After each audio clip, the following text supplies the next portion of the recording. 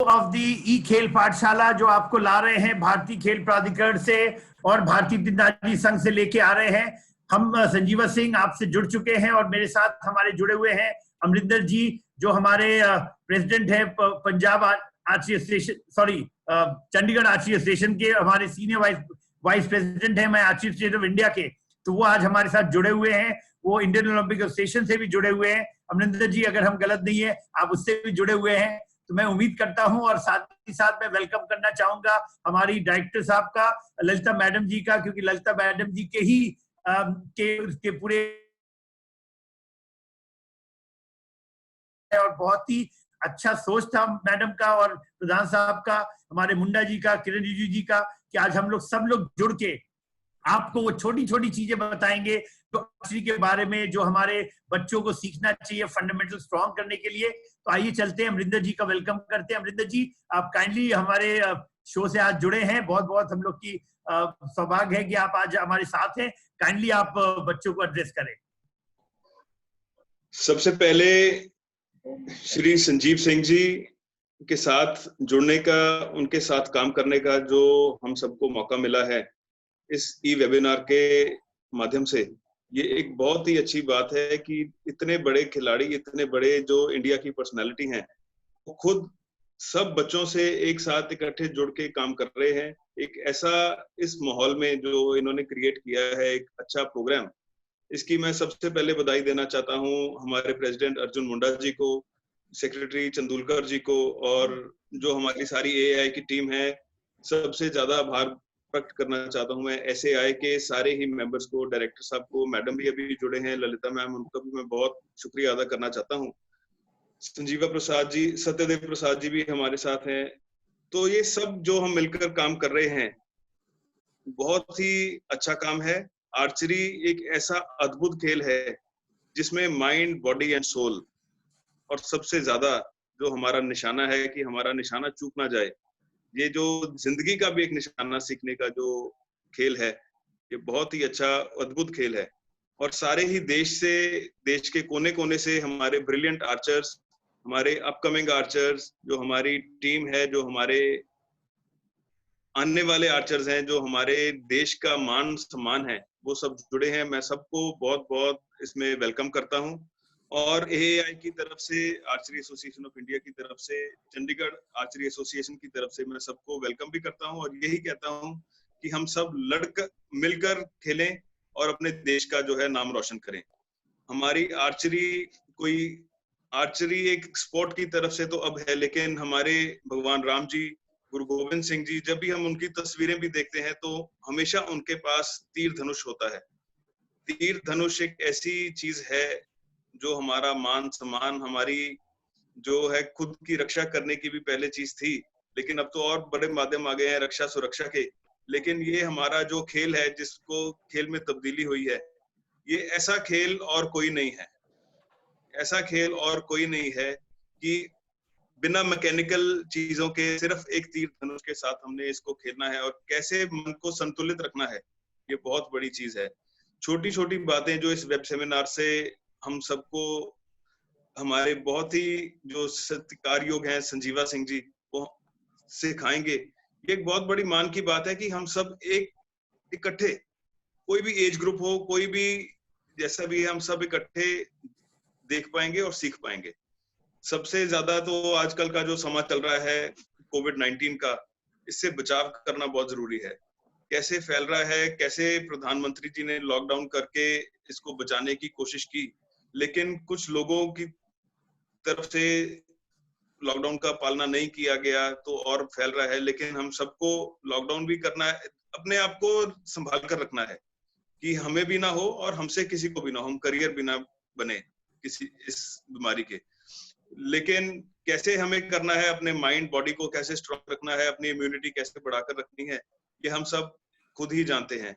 लेकिन जितने भी आज हमारे साथ जुड़े हैं, हम सबको मैं आर्चरी एसोसिएशन की तरफ से एक बार फिर बहुत बधाई भी देता हूं और यही कहूंगा कि हम सब मिलकर आगे बढ़ें और अपने देश का नाम रोशन करें। ये मुश्किल समय जरूर चल रहा है, कोई भी कंपटीशन नहीं हो पा रहे हैं, कुछ भी नहीं हो पा रहा है, लेकिन इस मुश्किल समय से हमें कैसे निकलना है, ये तो हमें सबको भगवान के आगे भी प्रार्थना करनी चाहिए कि भगवान जो हमारे से पहले गलतियां हुई हैं हम दोबारा ना दोहराएं, हमें माफ करिए और हम इसमें से निकलकर एक बार फिर इंसानियत को जिंदा करें, इंसान घूम फिर सकें और हम जैसे कर सके अपने सारे कार्य कर सकें। मैं सबका एक बारी आभार प्रकट करता हूं और सबको इस फैंटास्टिक प्रोग्राम जो चल रहा है इसकी मैं बधाई भी देता हूं, खास करके एएआई और एसएआई का जो ये कॉम्बिनेशन है, इन्होंने जो अच्छा काम कर रहे हैं और आगे भी हम ऐसे करते रहेंगे, ऐसे प्रोग्राम्स लाते रहेंगे सो दैट हमारे जो आर्चर्स हैं वो आगे काम कर सके। Thank you.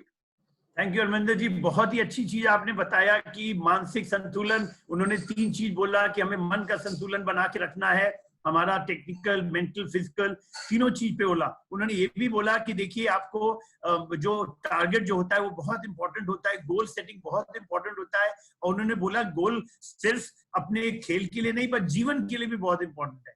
तो हर एक जो खिलाड़ी है वो आगे चल के इंडियन सिटीजन है, नागरिक बन रहा है और हम लोग उम्मीद करते हैं वो जिस क्षेत्र में भी जाएंगे वो जरूर नाम रोशन करेंगे। तो उन्होंने ये भी बताया कि जो ये खेल है ये हमारे प्राचीन सभ्यता से जुड़ा हुआ है।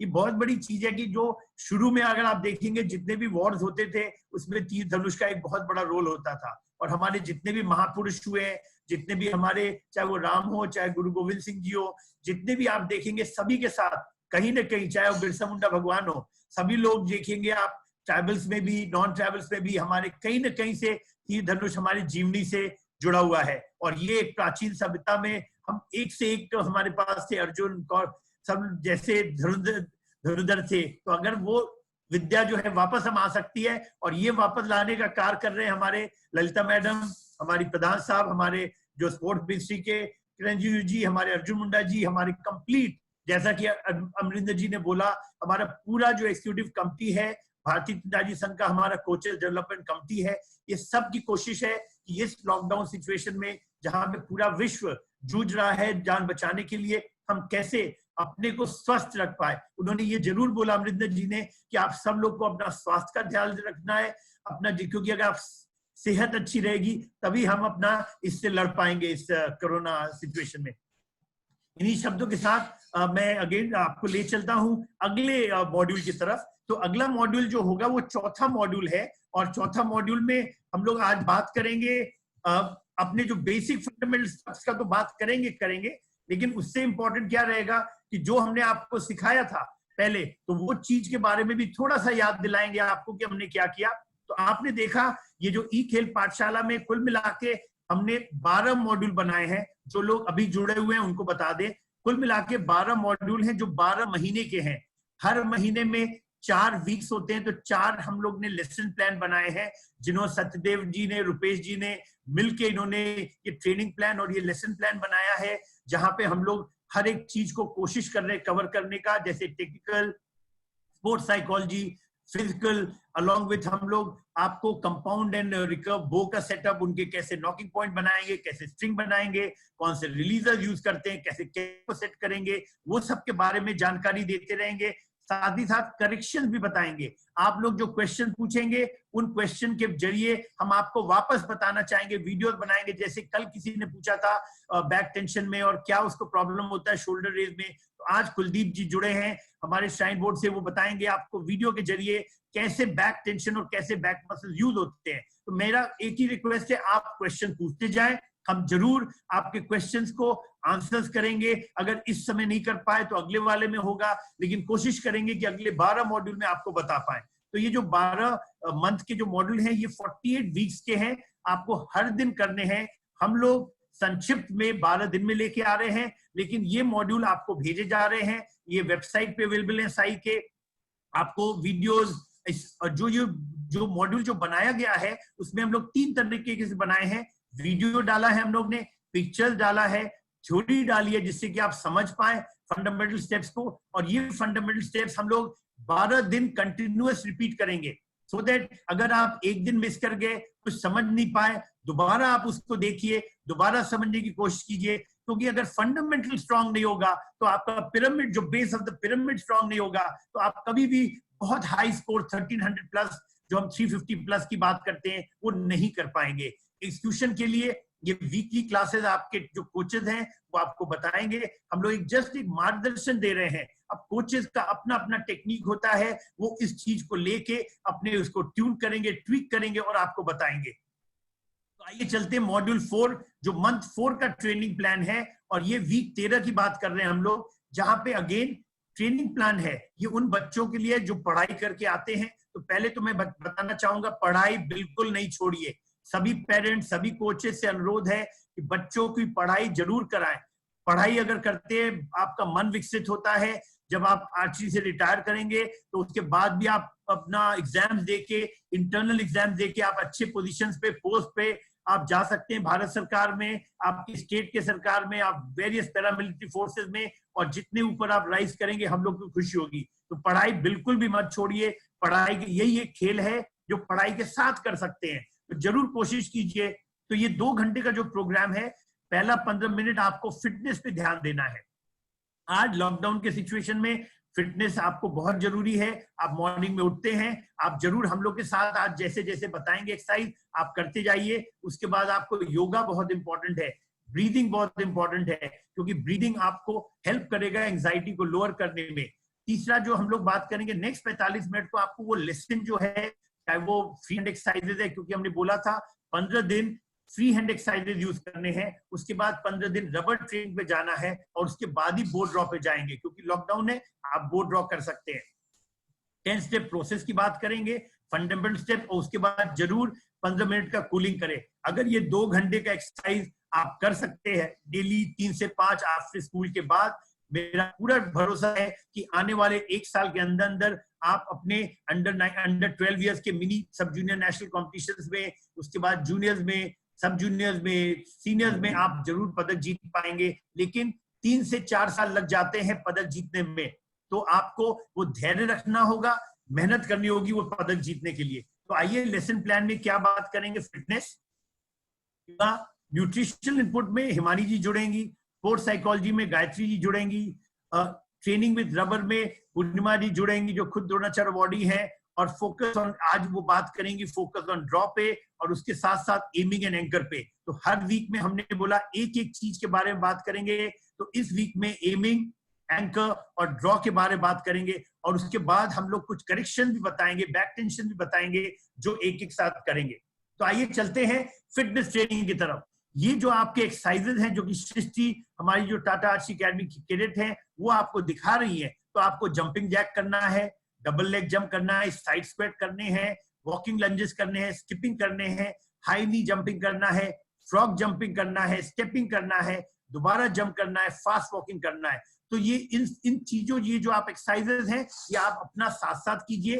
जो बच्चे जुड़ गए हैं वो जरूर कोशिश करें करने को। सतदेव जी देखते रहेंगे और बताते रहेंगे, क्योंकि आप करेंगे हमारा भी मन बढ़ेगा, हमारा भी उत्साह बढ़ता है।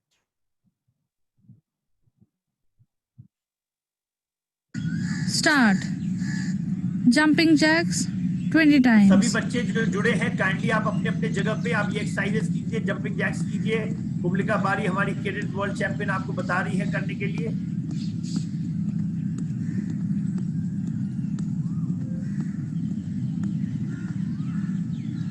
Double leg jumps for 10 times.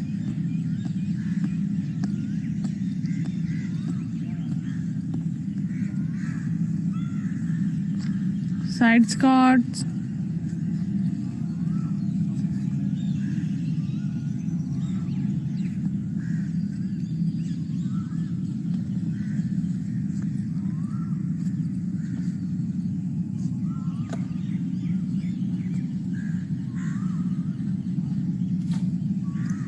Double leg jump. ये सिंपल एक्सरसाइजेज है, हम उम्मीद कर रहे हैं आप सभी बच्चे लोग कर रहे Walking होंगे और आपके lunges. फादर मदर आपको गाइड कर रहे होंगे। ये सब आपके बॉडी को स्ट्रेच करता है, फ्लेक्सिबल बनाता है, स्ट्रेंथ बढ़ाता है आपकी बॉडी का। Speed walk. Skipping for 10 times.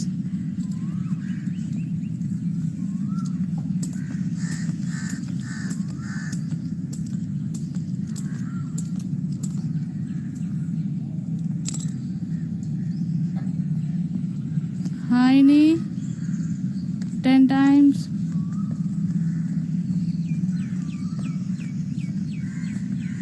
Single leg jump.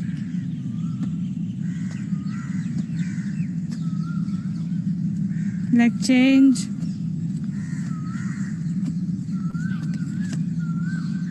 Frog jump.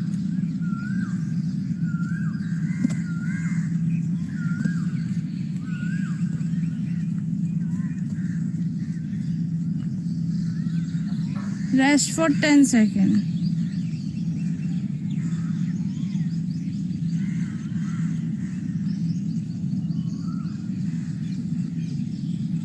Now stepping.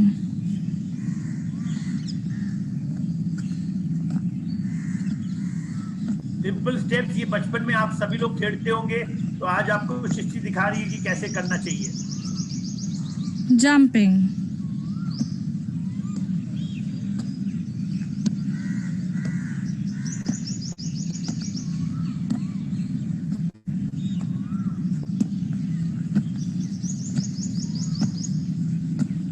तो आपने देखा है Complete. सृष्टि जी ने आपको सिखाया, ये एक्सरसाइजेज हैं, ये सब आप घर में कर सकते हैं और आराम से कीजिए, क्योंकि इससे आपका फ्लेक्सिबिलिटी बढ़ेगी, स्ट्रेंथ बढ़ेगी और आपको बहुत अच्छा महसूस होगा, आपका बो का कंट्रोल बढ़ेगा। अब आइए चलते हैं, योगा सीखते हैं। हमारे योगा जो हमारे अपना प्राचीन अपना ये जो है पूरे पूरे विश्व में आज फैल रहा है। तो इसमें आप देखते हैं 3 एक्सरसाइजेस के बारे में बात करेंगे। सूर्य नमस्कार, भ्रामरी प्राणायाम और ओम कैसे करना चाहिए। सभी बच्चों से और सभी कोचेस से आग्रह है कि आप लोग अपनी जगह ये कर सकते हैं। और आइए हम चलते हैं, देखते हैं प्राची जो हमारी यूथ को कॉमनवेल्थ मेडलिस्ट है हमारी, वो कैसे आपको सिखाती है इस चीज के बारे में।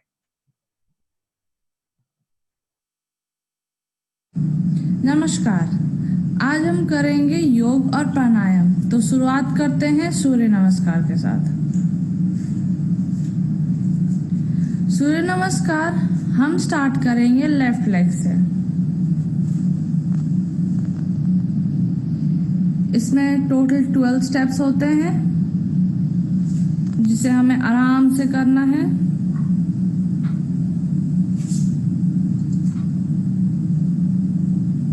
ध्यान देंगे कि सारे आसन को हम कंप्लीट करें और होल्ड करें प्रॉपरली।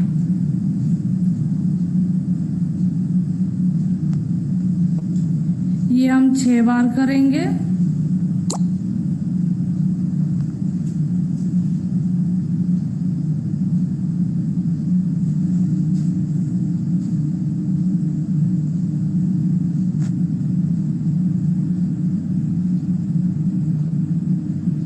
ऐसे ही हमें ऑपोजिट लेग से भी करना है। अब हम करेंगे प्राणायाम। तो हम करेंगे भ्रामरी। तो ये एक स्टेप दिखाया जा रहा है, लेकिन इसको आप आराम से 6 से 12 बार भ्रामरी करने में हम पहले सुखासन में बैठ जाएंगे। आप पद्मासन भी लगा सकते हो। तो हमें अंगूठे को कान पे रखना है, फर्स्ट फिंगर को आईब्रो के ऊपर, 2 फिंगर आंखों पे, हमें दबाना नहीं है, और कानी अंगुली गाल पे। इसमें हमें सांस को लेना है, जितनी आप सांस ले सको, और छोड़ते वक्त ओम का उच्चारण करना है। लेकिन ध्यान दें कि आपके दांत सटे हुए ना हो।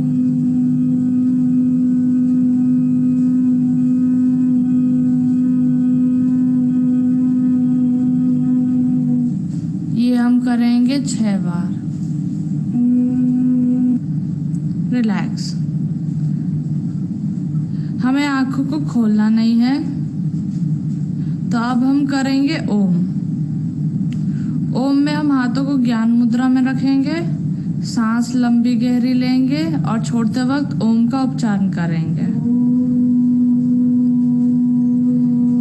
ये भी हम करेंगे 6 बार।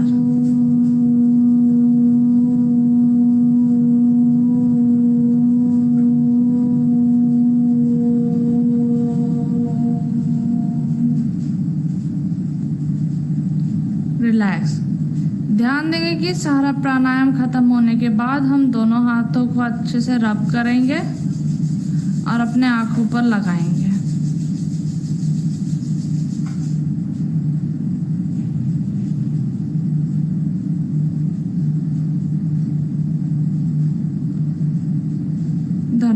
आपने देखा, आपको बहुत सिंपल तरीके से सूर्य नमस्कार, ब्राह्मणी प्रणाम और ओम दिखाया गया है। ये आपको एक ही हम लोग ने दिखाया है, लेकिन आप सब लोग कम से कम 6 से 12 बार आप अपना कर सकते हैं समय मिलने पे, और साथ साथ भी कीजिए, जिससे कि आपको ये बार बार हम लोग दिखा रहे हैं, जिससे कि आप समझ पाए कि बहुत इंपॉर्टेंट पार्ट है। और योगा से आपका एंजाइटी भी कम होता है, फ्लेक्सिबिलिटी भी बढ़ती है, ब्रीदिंग पे भी कंट्रोल होता है, तीनों चीज का फायदा होता है, जो हम सबको, जो ग्रोइंग बच्चे के लिए भी अच्छी है, और आखिरी में अगर आगे बढ़ने के लिए चीजें सीखते हैं कि जब हम तंदुरुस्त रहना चाहते हैं, जब हम स्वस्थ रहना चाहते हैं, हमें खाना, अच्छा खाना बहुत जरूरी है, लेकिन नियमित आहार में, संतुलित आहार में। तो आइए चलते हैं, सीखते हैं शिवानी जी के जरिए कि फैट से हमें क्या फायदा होता है।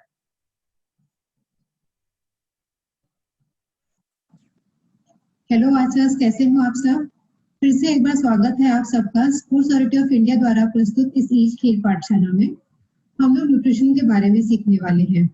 आई होप आपको पिछले क्लासेस में हमने जो सीखा था ह्यूमन बॉडी के बारे में, प्रोटीन्स के बारे में और कार्बोहाइड्रेट्स के बारे में, वो ध्यान में होगा। आज हम बात करने वाले हैं फैट्स के बारे में। जैसे हमारे लिए प्रोटीन्स और कार्बोहाइड्रेट जरूरी है as a source of energy, वैसे ही हमारे लिए फैट्स भी जरूरी है। फैट्स हमें एनर्जी देने के साथ साथ वो हमारे जो बॉडी में ऑर्गन्स होते हैं ना, उनको एक कवरिंग प्रोवाइड करते हैं, जिसको हम कुशनिंग भी कहते हैं। ये नहीं है कि जब हम जंप करते हैं तो हमारे शरीर के अंदर के सारे ऑर्गन्स भी साथ साथ जंप करते हैं, है ना? क्यों नहीं जंप करते हैं? क्योंकि उन सबको उनकी पोजीशन में मेंटेन करने का, इंटैक्ट रखने का जो काम है वो फैट्स करते हैं। तो जो फैट्स हैं वो हमारे ऑर्गन्स के आसपास एक लेयर बना देते हैं, जिसकी वजह से जो हर एक ऑर्गन है वो अपनी फिक्स जगह पे रहता है। इसके अलावा जो फैट्स हैं वो फैट सॉल्युबल विटामिन को कैरी करते हैं। विटामिन कौन कौन से हैं जो फैट सॉल्युबल हैं? तो वो है विटामिन ए, डी, ई और के। तो ये विटामिन जो है ये फैट्स में घुलनशील होते हैं, ये फैट्स में डिसॉल्व होते हैं, और उसी तरह से फिर फैट्स इन विटामिन को हमारी बाकी बॉडी में सप्लाई करता है। इसके अलावा फैट्स हमारी बॉडी को एक इंसुलेशन प्रोवाइड करते हैं। हमारी जो ये स्किन की लेयर होती है ना, ये स्किन की लेयर के नीचे एक जो लेयर होती है वो फैट की लेयर होती है, जिस वजह से जब हम धूप में जाते हैं या हमें सर्दी लगती है तो ये जो फैट की लेयर है ये हमारी बॉडी को अंदर से प्रोटेक्शन प्रोवाइड करता है। इसके अलावा फैट्स में से हमें EPA और DHA टाइप के 2 न्यूट्रिएंट्स मिलते हैं। ये जो EPA और DHA है ये हमारी स्किन की जो हेल्थ है उसको मेंटेन करने में जरूरी है। इसके अलावा हमारे सेल्स की जो फ्लेक्सिबिलिटी होती है, जो परमेबिलिटी होती है, उसको वो मेंटेन करके रखते हैं। और उसके अलावा सबसे बड़ा काम जो EPA और DHA करते हैं वो होता है हमारे नर्व सेल्स की इंटीग्रिटी मेंटेन करना। अगर हमारे नर्व सेल्स हेल्दी रहेंगे तो हमारा ब्रेन फंक्शनिंग हेल्दी रहेगा। और जैसे कि हमें पता है आर्चरी एक मेंटल स्किल का काम है, तो हमारा ब्रेन हेल्दी है मतलब हमारा कॉग्निटिव स्किल हेल्दी है, मतलब हमारा जो हैंड आई कोऑर्डिनेशन है वो जितना अच्छा रहेगा उतना अच्छे से हम आर्चरी में परफॉर्म कर सकेंगे। तो इसीलिए फैट्स का इंटेक हमारे लिए बहुत जरूरी हो जाता है। और उसके बाद जो सबसे जरूरी काम फैट्स करते हैं वो है खाने को टेस्ट देना। बिना तेल का, बिना घी का खाना तो किसी को भी पसंद नहीं आता है ना। हमें उबली हुई सब्जी पसंद नहीं आएगी, पर हमें तला हुआ वेफर जरूर पसंद आ जाता है, राइट? तो टेस्ट जो है वो भी एक बहुत इंपॉर्टेंट फंक्शन है फैट्स का। बट क्या हमें ये पता है कि अगर हम फैट्स ज्यादा खा लें तो उसकी वजह से हमारा वजन बढ़ जाता है। इसके अलावा फैट्स ज्यादा खाने की वजह से जो हमारी आर्टरीज होती है ना, उसमें प्लाक फॉर्मेशन हो जाता है, क्लॉटिंग हो जाती है। ज्यादा होने की वजह से ब्लड का फ्लो नहीं हो पाता है, और ब्लड फ्लो ना होने की वजह से हार्ट डिजीज का जो प्रॉब्लम है वो भी बढ़ जाता है। तो इसीलिए फैट्स हमें लिमिट में खाना चाहिए, एक्सेस में नहीं खाना चाहिए। तो ये तो मैंने बात की फैट्स के बारे में, उसके इंट्रोडक्शन के बारे में। आगे हम जानेंगे कि फैट्स के टाइप्स क्या क्या होते हैं। तो जो फैट्स हैं ये फैटी एसिड से बने होते हैं, जो छोटे या लंबे चेन्स होते हैं। और डिपेंडिंग अपॉन कि वो फैट्स के जो चेन्स हैं फैटी एसिड्स के, वो किस टाइप के हैं, हम फैट्स को कैटेगराइज करते हैं। तो सबसे पहला आता है वो है saturated fat. Saturated fat normally हमें एनिमल ओरिजिन में से मिलता है, जैसे कि घी हो गया या फिर आप जो बटर खाते हो वो, इन सब में से हमें मिलने वाला जो फैट है सैचुरेटेड फैट कहलाता है। पर एक प्रॉब्लम ये है कि इस टाइप का फैट ज्यादा खाने से हमारा हार्ट डिजीज का जो रिस्क है वो बढ़ जाता है। सैचुरेटेड फैट्स ज्यादा खाने की वजह से हमारा एलडीएल कोलेस्ट्रॉल, जिसको हम बैड कोलेस्ट्रॉल भी कहते हैं, वो बढ़ने के जो चांसेस हैं वो ज्यादा हो जाते हैं। और जो सैचुरेटेड फैट्स है ना, वो रूम टेम्परेचर पे मेनली सॉलिड फॉर्म में रहता है। इसके बाद दूसरा आता है जिसे हम कहते हैं अनसैचुरेटेड फैट्स।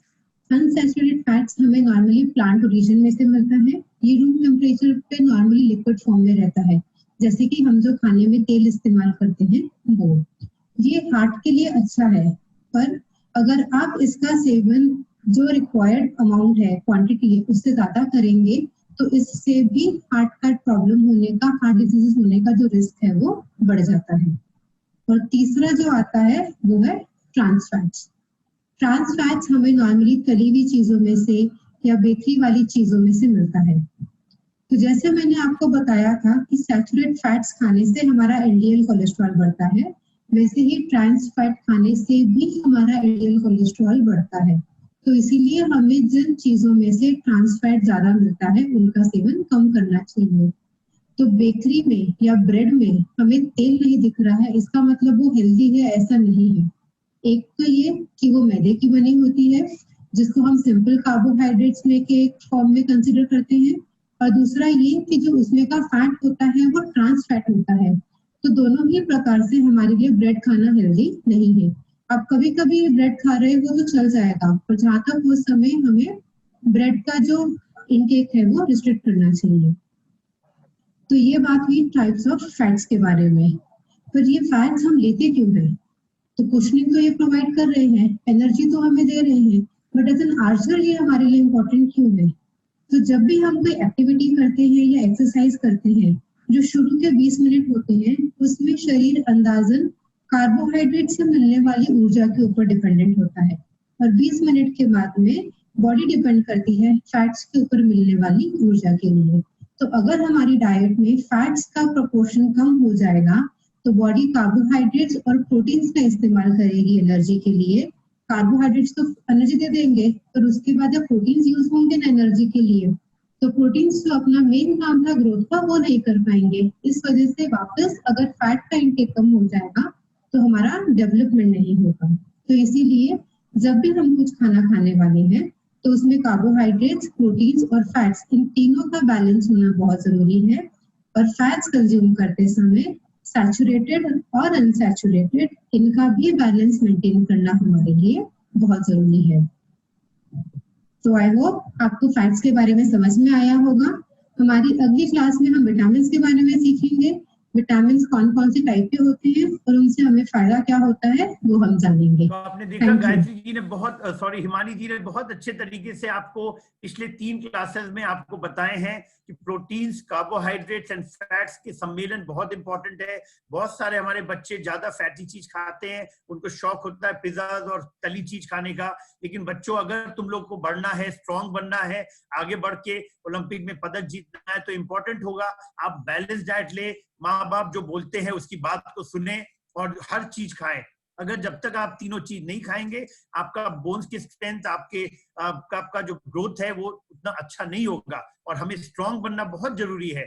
हम जब भी बो खींचते हैं तो मेरा अपना इंटरनल पावर हमेशा बो के पावर से ज्यादा होना चाहिए। तब आप देखेंगे जो हमने पहले क्लास में टी स्टैंस की बात की, रंजीत चामले साहब ने, आचार्य अकेडमी पुणे से, आप वैसे ही टी स्टैंस में आपका बॉडी पोस्चर अच्छा रहेगा, टी स्टांस मेंटेन करेंगे और आप मेडल जीत पाएंगे। तो आइए चलते हैं गायत्री जी से सीखते हैं कि स्पोर्ट्स साइकोलॉजी में अगला क्लास वो क्या बताना चाहेंगी। हेलो आर्चर्स, मैं गायत्री वर्तक हूँ, एक स्पोर्ट्स साइकोलॉजिस्ट, और मैं आपको आपके माइंड को ट्रेन करने में, माइंड का स्ट्रेंथ बढ़ाने में मदद करूंगी, जिससे आप स्ट्रॉन्ग बन जाए और आपका परफॉर्मेंस अच्छा हो। आज ये ई पाठशाला का 4था क्लास है। इसमें हम सीखेंगे ब्रीदिंग टेक्निक। आप जानते हो कि आपने इससे पहले भी एक ब्रीदिंग टेक्निक सीखा हुआ है। वो बेसिक लेवल ब्रीदिंग था, जिसमें हम सिर्फ ऑब्जर्व कर रहे थे, मतलब निरीक्षण कर रहे थे। अभी हम नेक्स्ट स्टेप सीखेंगे। उसके पहले मैं आपको याद दिलाना चाहती हूँ कि आप अपना डायरी रोज लिखिए, उसको कंटिन्यू करिए और गोल भी आपका रोज पढ़िए। तो चलो अभी देखते हैं कि ये नेक्स्ट स्टेप जो है एडवांस ब्रीदिंग का वो कैसे करते हैं। तो आपको ये टेक्निक में टोटल 12 टाइम्स सांस लेनी है, 12 ब्रीदिंग साइकिल्स। एक ब्रीदिंग साइकिल में हम 2-3 चीजें करेंगे और वो मैं आपको डिटेल में एक्सप्लेन करूंगी। पहली चीज ये है कि आप सांस अंदर लेते समय नाक से अंदर लेंगे और बाहर छोड़ते समय मुंह से छोड़ेंगे। जैसे आप स्क्रीन पे देख रहे हो, आप इमेजिन कर सकते हो कि आप एक फूल का स्मेल कर रहे हो। तो सांस नाक से अंदर लेनी है और मुंह से बाहर छोड़नी है।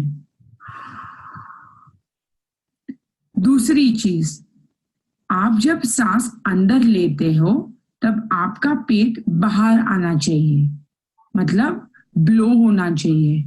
और आप जब सांस छोड़ते हो मुंह से तब आपको आपका पेट अंदर खींचना है। तो जैसे आप ये पिक्चर में देख रहे हो, सांस अंदर लेते समय पेट बाहर जा रहा है और सांस बाहर छोड़ते समय पेट अंदर आ रहा है।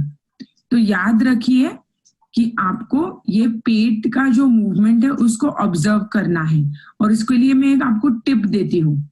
आपका एक हाथ आपके पेट पे आप ऐसे रखिए और अगर आपने आपके पेट पे अपना हाथ रखा तो आपको उसका जो अंदर जाने का और बाहर जाने का मूवमेंट है उसको ऑब्जर्व करने में आसानी होगी।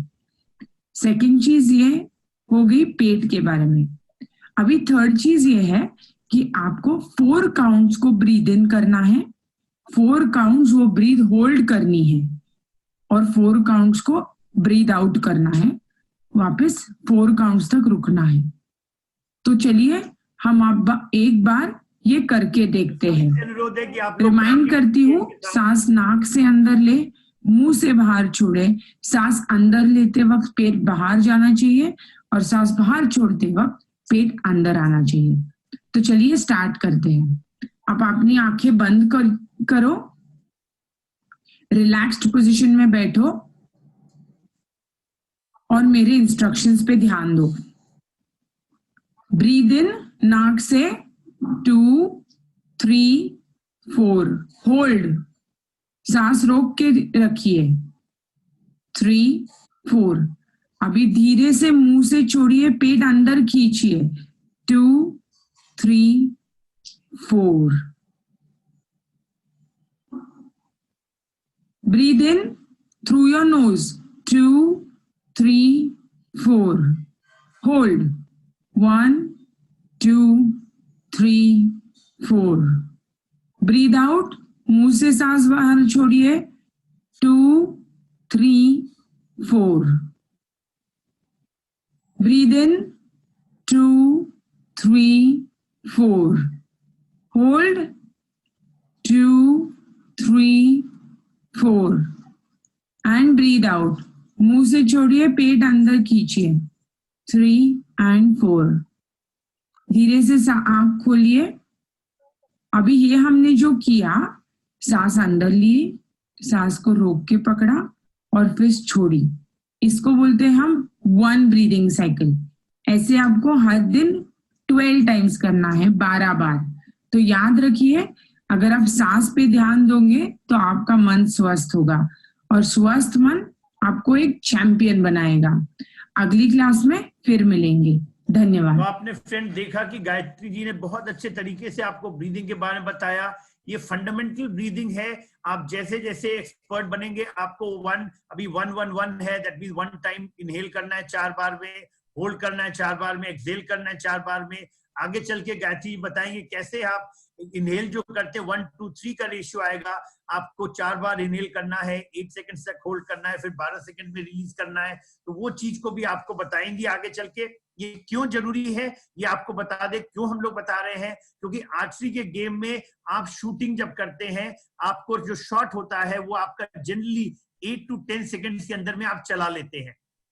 8 to 10 सेकंड्स में जब आप सेटअप पे जाते हैं और जब ब्रीद इन करके आप आते हैं तो जैसे आप एंकर पे आते हैं आपका नियरली 60% ब्रीथ आपका बाहर चला जाता है। तो 40% ब्रीथ से आप होल्ड करते हैं, 3 सेकंड के अंदर में आप शूट करते हैं और फिर आप फॉलो थ्रू करते हैं। तो वो आपका, अगर आपको 3 सेकंड ब्रीथ को होल्ड करना है, और वो ऐसा पॉइंट है जब पूरा बॉडी कोऑर्डिनेटेड रहता है और उस समय, तो इसलिए इंपॉर्टेंट है उसका कम से कम 3 टाइम्स ज्यादा। अगर 3 सेकंड है तो कम से कम 9 से 10 सेकंड आप ब्रीथ को कंट्रोल कर पाए, होल्ड कर पाए। वो कैपेसिटी धीमे धीमे आपको बढ़ेगा, एक बार में नहीं बढ़ेगा। लेकिन बहुत जरूरी है कि बच्चों को, कोचेस को, आर्चर्स को, जैसे जैसे वो हम कोचिंग सिखाते हैं, जैसे जैसे वो आगे बढ़ते हैं, न्यूट्रिशन, फिटनेस, योगा, ब्रीदिंग, ये देखिए। और आइए चलते हैं, हम लोग देखने की कोशिश करते हैं कि जो हमारा जो बाकी जो अकेडमीज हैं उनके बच्चे जो हैं वो कैसे कर रहे हैं। तो अभी हम देखेंगे, जैसे यहाँ पे आप देख रहे हैं श्राइन बोर्ड जो आपके कटरा में है, जो माता वैष्णो देवी का आपका एक्सीलेंस सेंटर है आर्चरी का, वहां पे ये बच्चे देखिए कैसे ब्रीदिंग का टेक्निक इनके कोच सिखा रहे हैं, कुलदीप वेदवान जी।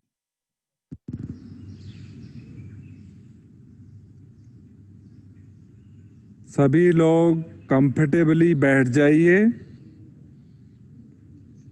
और आंख बंद कीजिए और अपनी सांसों पर ध्यान दीजिए। जब सांस अंदर लेंगे अपनी नाक से सांस अंदर लीजिए और बाहर छोड़ते वक्त मुंह से सांस बाहर छोड़िए। याद रखिए, जब सांस आप अंदर लेते हो अपनी नाक से तो आपका पेट बाहर जाना चाहिए, और जैसे ही आप मुंह से सांस बाहर छोड़ते हो आपका पेट अंदर आना चाहिए। Breathe in 2, 3, 4। ब्रीद आउट, मुंह से छोड़िए, 3, 4। ब्रीद इन, नाक से सांस अंदर लीजिए, 3, 4। ब्रीद आउट, मुंह से छोड़िए, 2, 3, 4। ब्रीद इन, नाक से सांस अंदर लीजिए, 3, 4। मुंह से छोड़िए, धीरे छोड़िए और पेट अंदर कीजिए, 3, 4। ऐसे आपने ब्रीदिंग एक्सरसाइज किया। फ्रेंड्स, आपने देखा, इन्होंने ये आपको दिखाए हैं, आपको कैसे करते हैं, आपने बच्चों को देखा। और अब आप चलते हैं अपने आर्चरी की तरफ। तो जैसा कि हमने आपको पहले भी बताया और हर दिन बताएंगे आपको, जो बेसिक फंडामेंटल स्टेप 12 दिन 12 बार आपको ये दिखाएंगे वीडियोस, क्योंकि आप जब तक बार बार इसको नहीं देखेंगे तब तक आपके मन पे आपके रिकॉर्डिंग नहीं होगा। आपको देखना है कि कोमलिका बारी जो हमारी कैडेट वर्ल्ड चैंपियन है वो कैसे शूट करती हैं, और उनको बताएंगी। उनको उनके जो कोचेज हैं धर्मेंद्र तिवारी और पूर्णिमा महतो जो हमारे टाटा आर्चरी अकेडमी के हैं, वो आपसे जुड़े हुए हैं और वो बताएंगे आपको कि कैसे वो ट्रेन करते हैं इनको और कैसे ये फंडामेंटल जो स्टेप्स है वो कैसे करना चाहिए।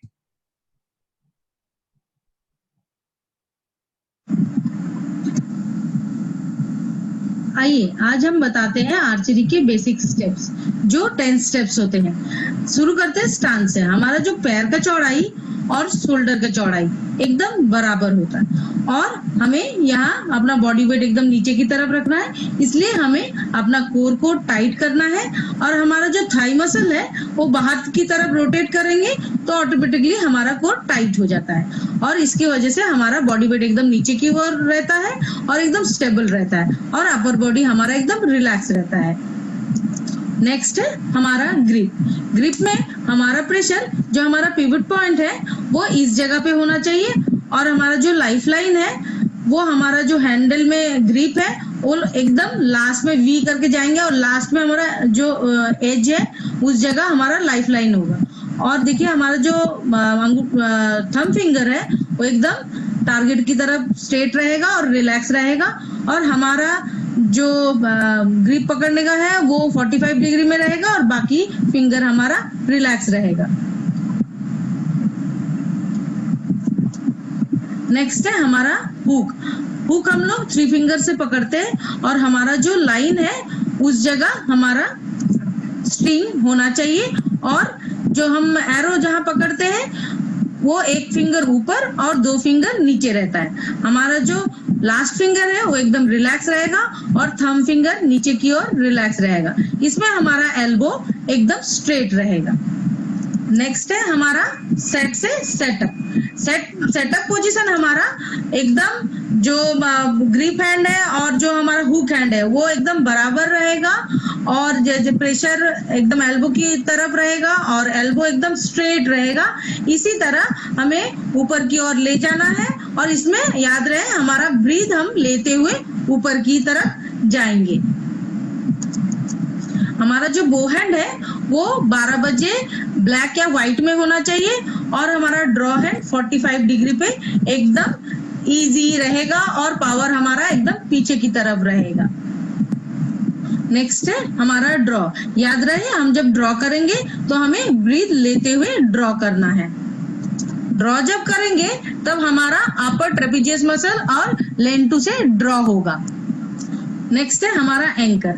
एंकर हमारा एकदम टाइट बैठेगा और फिंगर रिलैक्स रहेगा, एल्बो 45 डिग्री में पीछे मेंटेन रहेगा, ब्रीथ हमारा यहाँ होल्ड रहेगा। नेक्स्ट है हमारा एम। एम याद रहे जैसे हम लोग ऊपर से नीचे की ओर आए तो हमारा येलो में एकदम बो हैंड स्टॉप हो जाना चाहिए। बो हैंड एकदम और नीचे नहीं जाना चाहिए, क्योंकि नीचे से ऊपर जाना आर्चरी के लिए अच्छा नहीं, और नीचे से ऊपर जाना भी नहीं चाहिए। हमारा एम एकदम येलो में स्टॉप हो जाना चाहिए। नेक्स्ट है हमारा होल्ड एंड एक्सपेंड। इसमें हमारा जो प्रेशर पॉइंट है वो अपर ट्रेपेजियस से लोअर ट्रेपेजियस में जाता है, जो पूरा बैक में चला जाता है, जिसमें 95% हमारा पूरा बैक में प्रेशर चला जाता है, और हमारा एल्बो का पावर मेंटेन रहता है। नेक्स्ट है हमारा रिलीज। इसी में हमको एकदम पावर मेंटेन करते हुए ले जाना है, और याद रहे इसमें हमको ब्रीथ को आउट करते हुए रिलीज करना है। नेक्स्ट है हमारा फॉलो थ्रू। फॉलो थ्रू में हमारा याद रहे कि पावर एकदम मेंटेन रहे, दोनों तरफ 50-50 पावर मेंटेन रहे, और हमें 3 सेकेंड तक इसे होल्ड करना है। ऐसा करने से हमारा जो नेक्स्ट एरो है वो भी सेम प्रोसेस में होता है और इजी होता है, और हमको एक माइंड को फीडबैक भी देना पड़ता है कि हम जो जैसे प्रोसेस में किए हैं वो सेम प्रोसेस हम नेक्स्ट एरो में भी फॉलो करें। फॉलो थ्रू करना बहुत जरूरी है और इम्पोर्टेंट एक चीज है जो हमें फॉलो थ्रू भूलना नहीं चाहिए, फॉलो थ्रू जरूर करना है। तो आपने फ्रेंड्स देखा कि कैसे हमारे वर्ल्ड चैंपियन तैयार होते हैं। आपको बहुत आसान लग रहा होगा कि कोमलिका बारी कैसे चला रही हैं, लेकिन इनका वर्ल्ड चैंपियन बनने में इनको 4 साल लग गए। टाटा आर्चरी अकेडमी जो 1996 में स्थापित हुआ था, पिछले आज 25 साल होने जा रहे हैं। अब ये बच्चे जो लगातार तैयार होते हैं, जो अभी धर्मेंद्र पूर्णिमा लगातार मेहनत करते हैं, तो इनको 4 साल लग जाते हैं वर्ल्ड चैंपियन बनने में। तो आप जो अभी देख रहे हैं ये मत सोचिए कि ये तुरंत हो जाएगा। ये चीज को हम लोग बार बार क्यों दिखा रहे हैं, क्योंकि अगर आपको वर्ल्ड चैंपियन बनना है तो आपको कोमलिका बारी की तरह शूट करना होगा। उनका बो हैंड देखिए, उनका अलाइनमेंट देखिए, उनका ड्रॉ देखिए, उनका नेक मूवमेंट देखिए, बिल्कुल भी नहीं है। ये बार बार आपको दिखा रहे हैं कि बिल्कुल आप लोग, बहुत सारे बच्चे गलती करते हैं कि जब उनका पावर बो का ज्यादा रहता है तो वो मुंह को ले जाते हैं स्ट्रिंग की तरफ। बहुत गलत बात है, मुंह को नहीं ले जाना है। जितने कोरियन टॉप आर्चर, जितने वर्ल्ड के टॉप आर्चर हैं, उनका नेक मूवमेंट 0 रहता है। स्ट्रिंग को एंकर पे लाना है, हमेशा याद रखिए, स्ट्रिंग को एंकर पे लाना है। बो हैंड देखिए कितना स्ट्रॉन्ग और कितना अलाइनमेंट देखिए जो आपको दिख रहा है, arrow alignment along the elbow रहता है। हम आगे चल के दिखाएंगे जब एम और फॉलो थ्रू की बात करेंगी पूर्णिमा, कैसे होना चाहिए। तो ये जो बो का जंप देखिए, एक एक चीज पे गौर कीजिए, तब आप इनके तरफ बन पाएंगे, और आप आगे चल के दीपिका की तरह आप वर्ल्ड कप में, वर्ल्ड चैंपियनशिप में और आप मेडल जीत पाएंगे। तो अगर आपको करना है तो फंडामेंटल स्ट्रॉन्ग कीजिए। इसलिए बार बार हम वीडियो दिखा रहे हैं कि आप समझिए, और ये बेस्ट आर्चर ये क्यों बने। इनको टाइम लगा 4 साल में, अगर 8 साल के हैं, 6 साल के हैं आपको, लेकिन जल्दी बन पाएंगे। क्यों? क्योंकि आज आपको साई की तरफ से, एआई की तरफ से ये नॉलेज जो शायद कुछ लोग ही जानते थे, आज सबके अंदर फैलाया जा रहा है कि हमारा ग्रास रूट लेवल पे बच्चे कोमलिका बारी की तरह, दीपिका की तरह, डोला बनर्जी की तरह, इन तरह के सब निकल के आगे आए। आइए चलते हैं इंडियन राउंड में, देखते हैं। इंडियन राउंड बहुत इंपॉर्टेंट चीज है, क्योंकि इंडियन राउंड में भारतीय तीरंदाजी संघ ने इस खेल को बढ़ावा देने के लिए, ग्रास रूट ले जाने के लिए, जो हमारे विजय कुमार मल्होत्रा जी थे, उस समय उन्होंने ये सोचा था कि कैसे इस गेम को बढ़ाए। तो उस समय परेश मुखर्जी, आपके उस समय के जो कोचेस थे, उन लोग ने इतना कोशिश किया कि इंडियन राउंड जो सस्ता धनुष है 1 से 4,000 में आ जाता है, उसके जरिए आप सीखिए, क्योंकि जो बाकी धनुष महंगे होते हैं, फिर 75,000 से 1.5 लाख के आते हैं, तो जरूरी है इंडियन राउंड पे आप ट्रेन कीजिए। तो आइए देखते हैं सिंपली से, और प्रकाश राम जो बिरसा मुंडा अकेडमी से जुड़े हैं वो बताएंगे कि कैसे ट्रेनिंग की जाती है। आज हम बात करते हैं आर्चरी के। आर्चरी 3 प्रकार के बो के साथ खेला जाता है। पहला इंडियन राउंड, दूसरा रिकर्व और तीसरा कंपाउंड। हम आज बात करेंगे हमारे बेसिक आर्चरी इंडियन राउंड के बारे में, और उसे चलाने के जो बेसिक स्टेप है, जो 10 स्टेप है, उस स्टेप के बारे में हम बात करेंगे।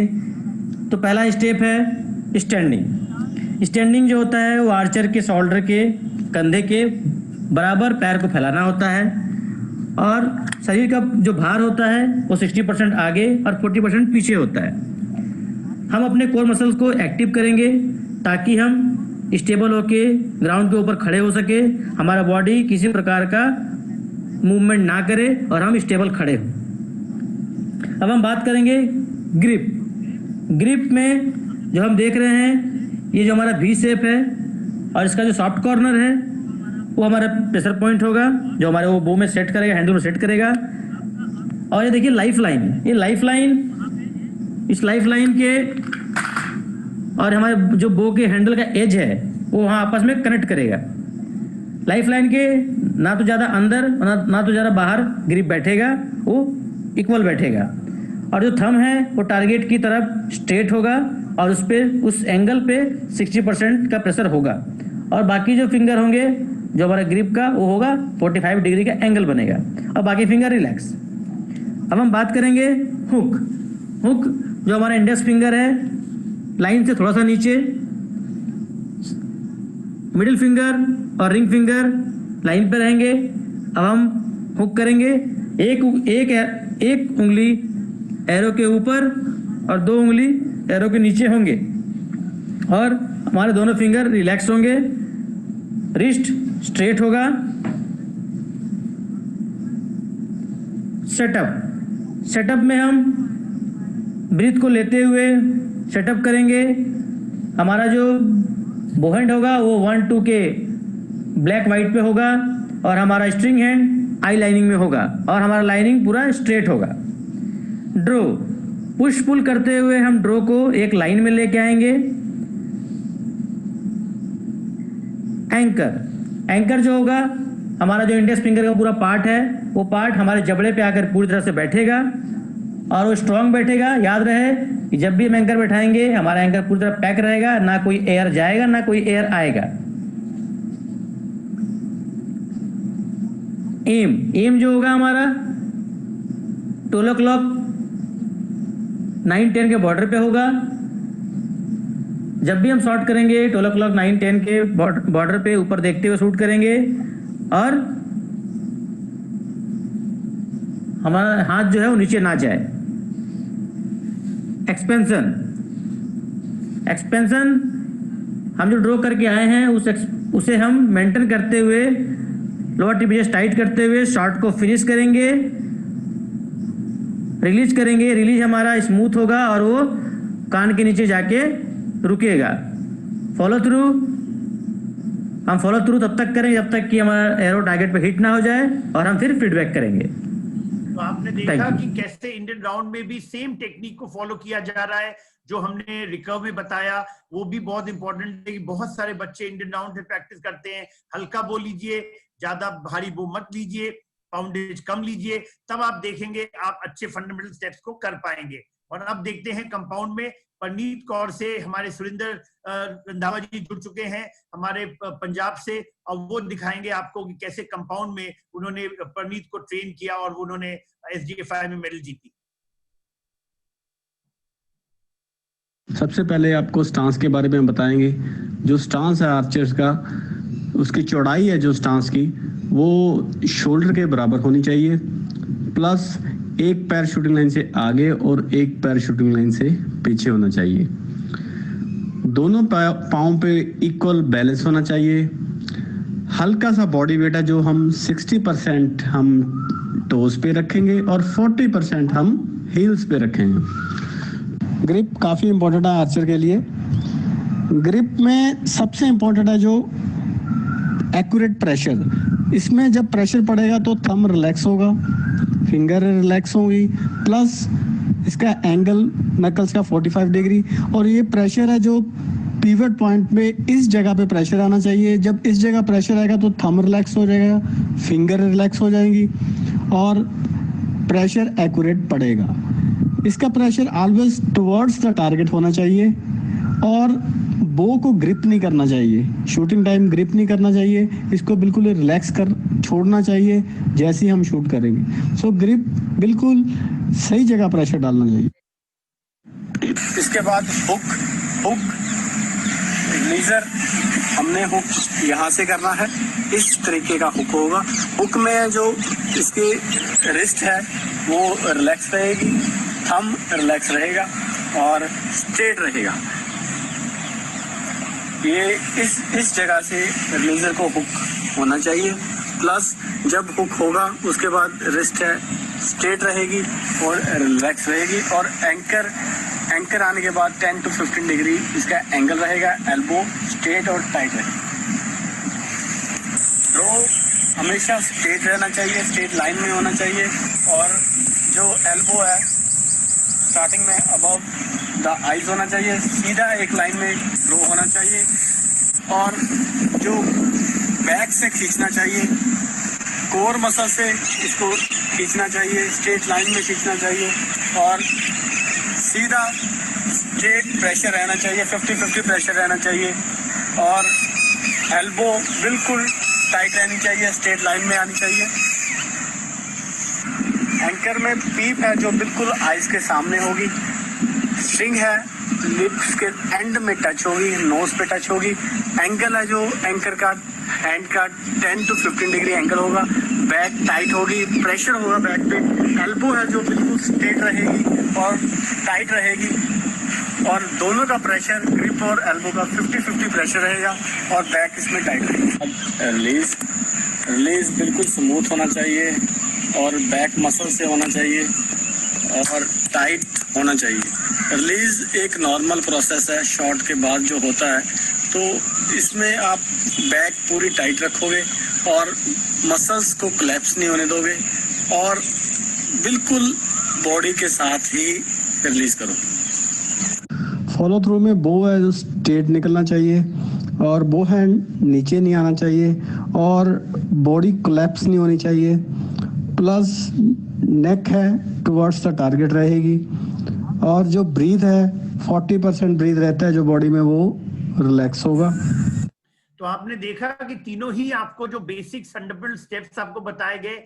सबसे इंपॉर्टेंट बात आपको फॉलो थ्रू में जब बात करेंगे तो देखेंगे वो हैंड देखिए आपका ड्रॉप नहीं कर रहा है, वो बहुत इंपॉर्टेंट। बहुत बच्चों का हम देखते हैं रिलीज खत्म होते ही उसके साथ कोलैप्स कर जाते हैं, वो हैंड नीचे चला जाता है, लेफ्ट चला जाता है, राइट चला जाता है। आप देखिए साइंस क्या है, साइंस न्यूटन्स लॉ और बायोमैकेनिकल एनालिसिस बोलता है कि जो फोर्स होता है स्ट्रेट लाइन में होना चाहिए। तो जब आप स्ट्रेट लाइन में फोर्स को रिलीज करेंगे, एरो को रिलीज करेंगे, वो जंप करेगा स्ट्रेट लाइन में 2 मिलीमीटर हाथ पीछे जाएगा अलोंग द जॉ। जब फॉलो थ्रू में जाएंगे तो कभी भी एरो आपका एक्स के बाहर नहीं जाएगा। तो बहुत इंपॉर्टेंट है इस चीज को समझना, साइंस को समझना, तब और अच्छे आर्चर बनेंगे। अब हम देखते हैं बेसिक 10 स्टेप्स को। सेम चीज अगर हम रबर से करना पड़े तो वो कैसे करेंगे।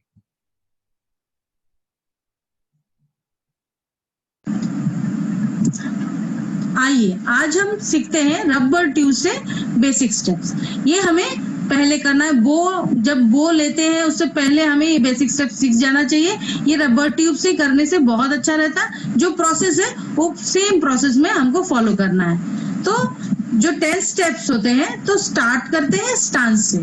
स्टांस में हम देखिए शूटिंग लाइन के में खड़े हैं, दोनों पैर में बराबर वेट रहेगा और हमारा जो शोल्डर का चौड़ाई है और पैर का चौड़ाई एकदम सेम बराबर रहेगा। यहाँ पे हमारा कोर टाइट करना है और हमारा जो थाई मसल है वो बाहर की तरफ रोटेट होगा। नेक्स्ट है ग्रिप। ग्रिप में हमें रबर ट्यूब को पकड़ना है। उसके बाद हम लोग आएंगे हुक पे। हुक पे जैसे प्रेशर देते हैं तीनों फिंगर पे, वो तीनों फिंगर पे एकदम नॉर्मल पकड़ेंगे, प्रेशर देंगे और हमारा जो थंब फिंगर है वो एकदम रिलैक्स रहेगा और हमारा लास्ट फिंगर भी एकदम रिलैक्स रहेगा और हमारा रिस्ट पोजीशन एकदम सीधा रहेगा। हम ना थोड़ा सा बाहर ना अंदर, एकदम स्ट्रेट रहेगा। नेक्स्ट हम आएंगे सेटअप पे। सेटअप पोजीशन हमारा याद रहे, यहाँ पे हमको ब्रीथ पूरा लेते हुए उठाना है और जो हमारा बो हैंड है वो थोड़ा सा ऊपर रहेगा और जो ड्रॉ हैंड है वो हमारा आई लेवल पे रहेगा और एकदम एल्बो एकदम स्ट्रेट। यहाँ पे अगर 45 डिग्री रहे तो बहुत ही अच्छा रहता है। ड्रॉ में हमें याद रखना है कि ब्रीथ यहाँ पे मेरा 60% आउट हो जाएगा और हमें अपर ट्रेपेजियस मसल से ड्रॉ करना है। एंकर हमारा एकदम नीचे से आके बैठेगा और एकदम स्ट्रांगली बैठेगा। यहाँ पे याद रहे कि 80% हमारा जो पावर है वो लोअर ट्रेपेजियस मसल पे चला जाएगा।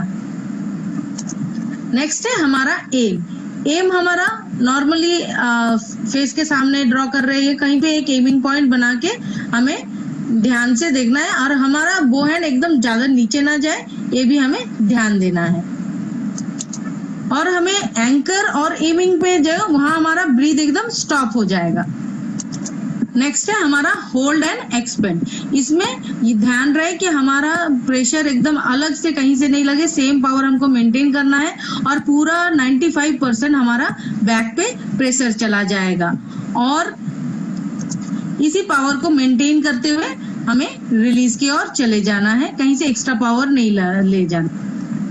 रिलीज हमारा अलोंग द जॉ जाएगा, एल्बो हमारा एकदम पीछे की ओर जाएगा और फिंगर हमारा एकदम रिलैक्स रहेगा। नेक्स्ट है हमारा फॉलो थ्रू। ध्यान रहे फॉलो थ्रू हमारा जो पावर मेंटेन कर रहा है वो पावर फॉलो थ्रू तक मेंटेन होगा और 3 सेकंड तक मेंटेन होते रहेगा। यहाँ पे ध्यान देना है कि हमारा एल्बो एंड बो हैंड एकदम डाउन ना हो और हमारा जो ब्रीदिंग है रिलीज और फॉलो थ्रू में आउट हो जाएगा। और हमें फॉलो थ्रू के टाइम अपने माइंड को एक फीडबैक भी देना है कि कैसे प्रोसेस में हम लोग ये शूट किए हैं ताकि हमारा नेक्स्ट स्टेप बहुत अच्छा हो और इजी हो। तो हमें एक फीडबैक भी देना बहुत जरूरी होता है। तो आपने देखा कि ये आप सब घर में कर रहे हैं, उम्मीद करते हैं सभी आचार्य ये कर रहे होंगे और आज लॉकडाउन के सिचुएशन में जब आप शूट नहीं कर पा रहे हैं, आप घर में जितना ज्यादा ड्रॉ प्रैक्टिस करेंगे उतना अच्छा है। इसीलिए बार बार हम लोग आपको ये दिखा रहे हैं कि एक तो हम लोग के साथ सीखिए और हम लोग का जब ये सेशन खत्म होता है तो दोबारा सीख पाए। तो जैसा आपको बताए थे हर वीक में कुछ एक नया चीज सिखाएंगे, तो आज हम फोकस करेंगे ड्रॉ के ऊपर। जब हम ड्रॉ करते हैं हमेशा याद रखिए 50-50% आपका जो पुश एंड पुल है वो बहुत इंपॉर्टेंट है। एंगुलर मोशन में जैसा आपको बताया कि आपको कोर मसल्स को टाइट करके ट्विस्ट करना है, बॉडी को एंगुलर मोशन में लाना है। और आज जो बात करते हैं बायोमैकेनिकली वे में शूट करने में, तो यहाँ पे आप देख रहे हैं ये अपर ट्रेपेजियस से लेके आपका कैसा फ्लो कर रहा है। अपर ट्रेपेजियस से रोम्बॉइड्स के स्केपुला के नीचे में रोम्बॉइड्स है, रोम्बॉइड्स पे फ्लो कर रहा है। यहाँ पे लेटिस माइनर डॉर्सी है और पीछे में यहाँ पे मिडिल ट्रेपेजियस और फिर ट्रेपेजियस माइनर है। तो उसमें कैसे आप लोअर ट्रेपेजियस पे फ्लो कराते हैं ये आप देख रहे हैं। चारों एंगल कैसे एंगुलर बैठ रहा है। ये फर्स्ट स्टेप है, ये सेकंड स्टेप है, ये थर्ड स्टेप है और फाइनली आपका आता है जब लाइन का अलाइनमेंट आ जाता है। तो इस तरह से आपके एंगुलर मोशन में जा रहा है। ड्रॉ जो होगा, when you are bringing the draw for all the archers, let me tell you that you got to draw a little below the chin, because when you bring it in the horizontal plane, that is the most biomechanically way of shooting. So when you bring it in the horizontal plane beneath the chin and then come to anchor, then your forces are acting in a very uniform way. Shoulder injury will not happen and you'll be getting a better back tension, which we'll be talking about. Final alignment, always remember that the final alignment, the elbow is behind the in line of the arrow. So that is very important. The people who can get the elbow in the line of the arrow will always be better shooters. It's a continuity of movement. You are only aiming when you are coming to full anchor. Thereafter, the final aiming process is starting. That is where at the anchor point we say 80% has been transferred to load, which we're going to talk about. So let us learn from Purnima what she has to say about the draw.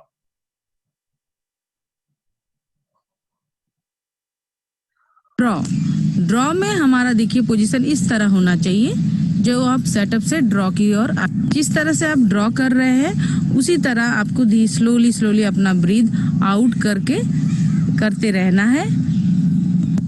आपको ध्यान देना है जब आप draw कर रहे हैं तो अपर ट्रेपेजियस मसल्स में पावर रहे और फिंगर एकदम रिलैक्स रहे। ड्रॉ करते टाइम हमारा बो हैंड ऊपर से नीचे की ओर आएगा। तो आपने देखा कितनी स्मूथली कोमलिका ड्रॉ कर रही है। ये बहुत इंपॉर्टेंट है।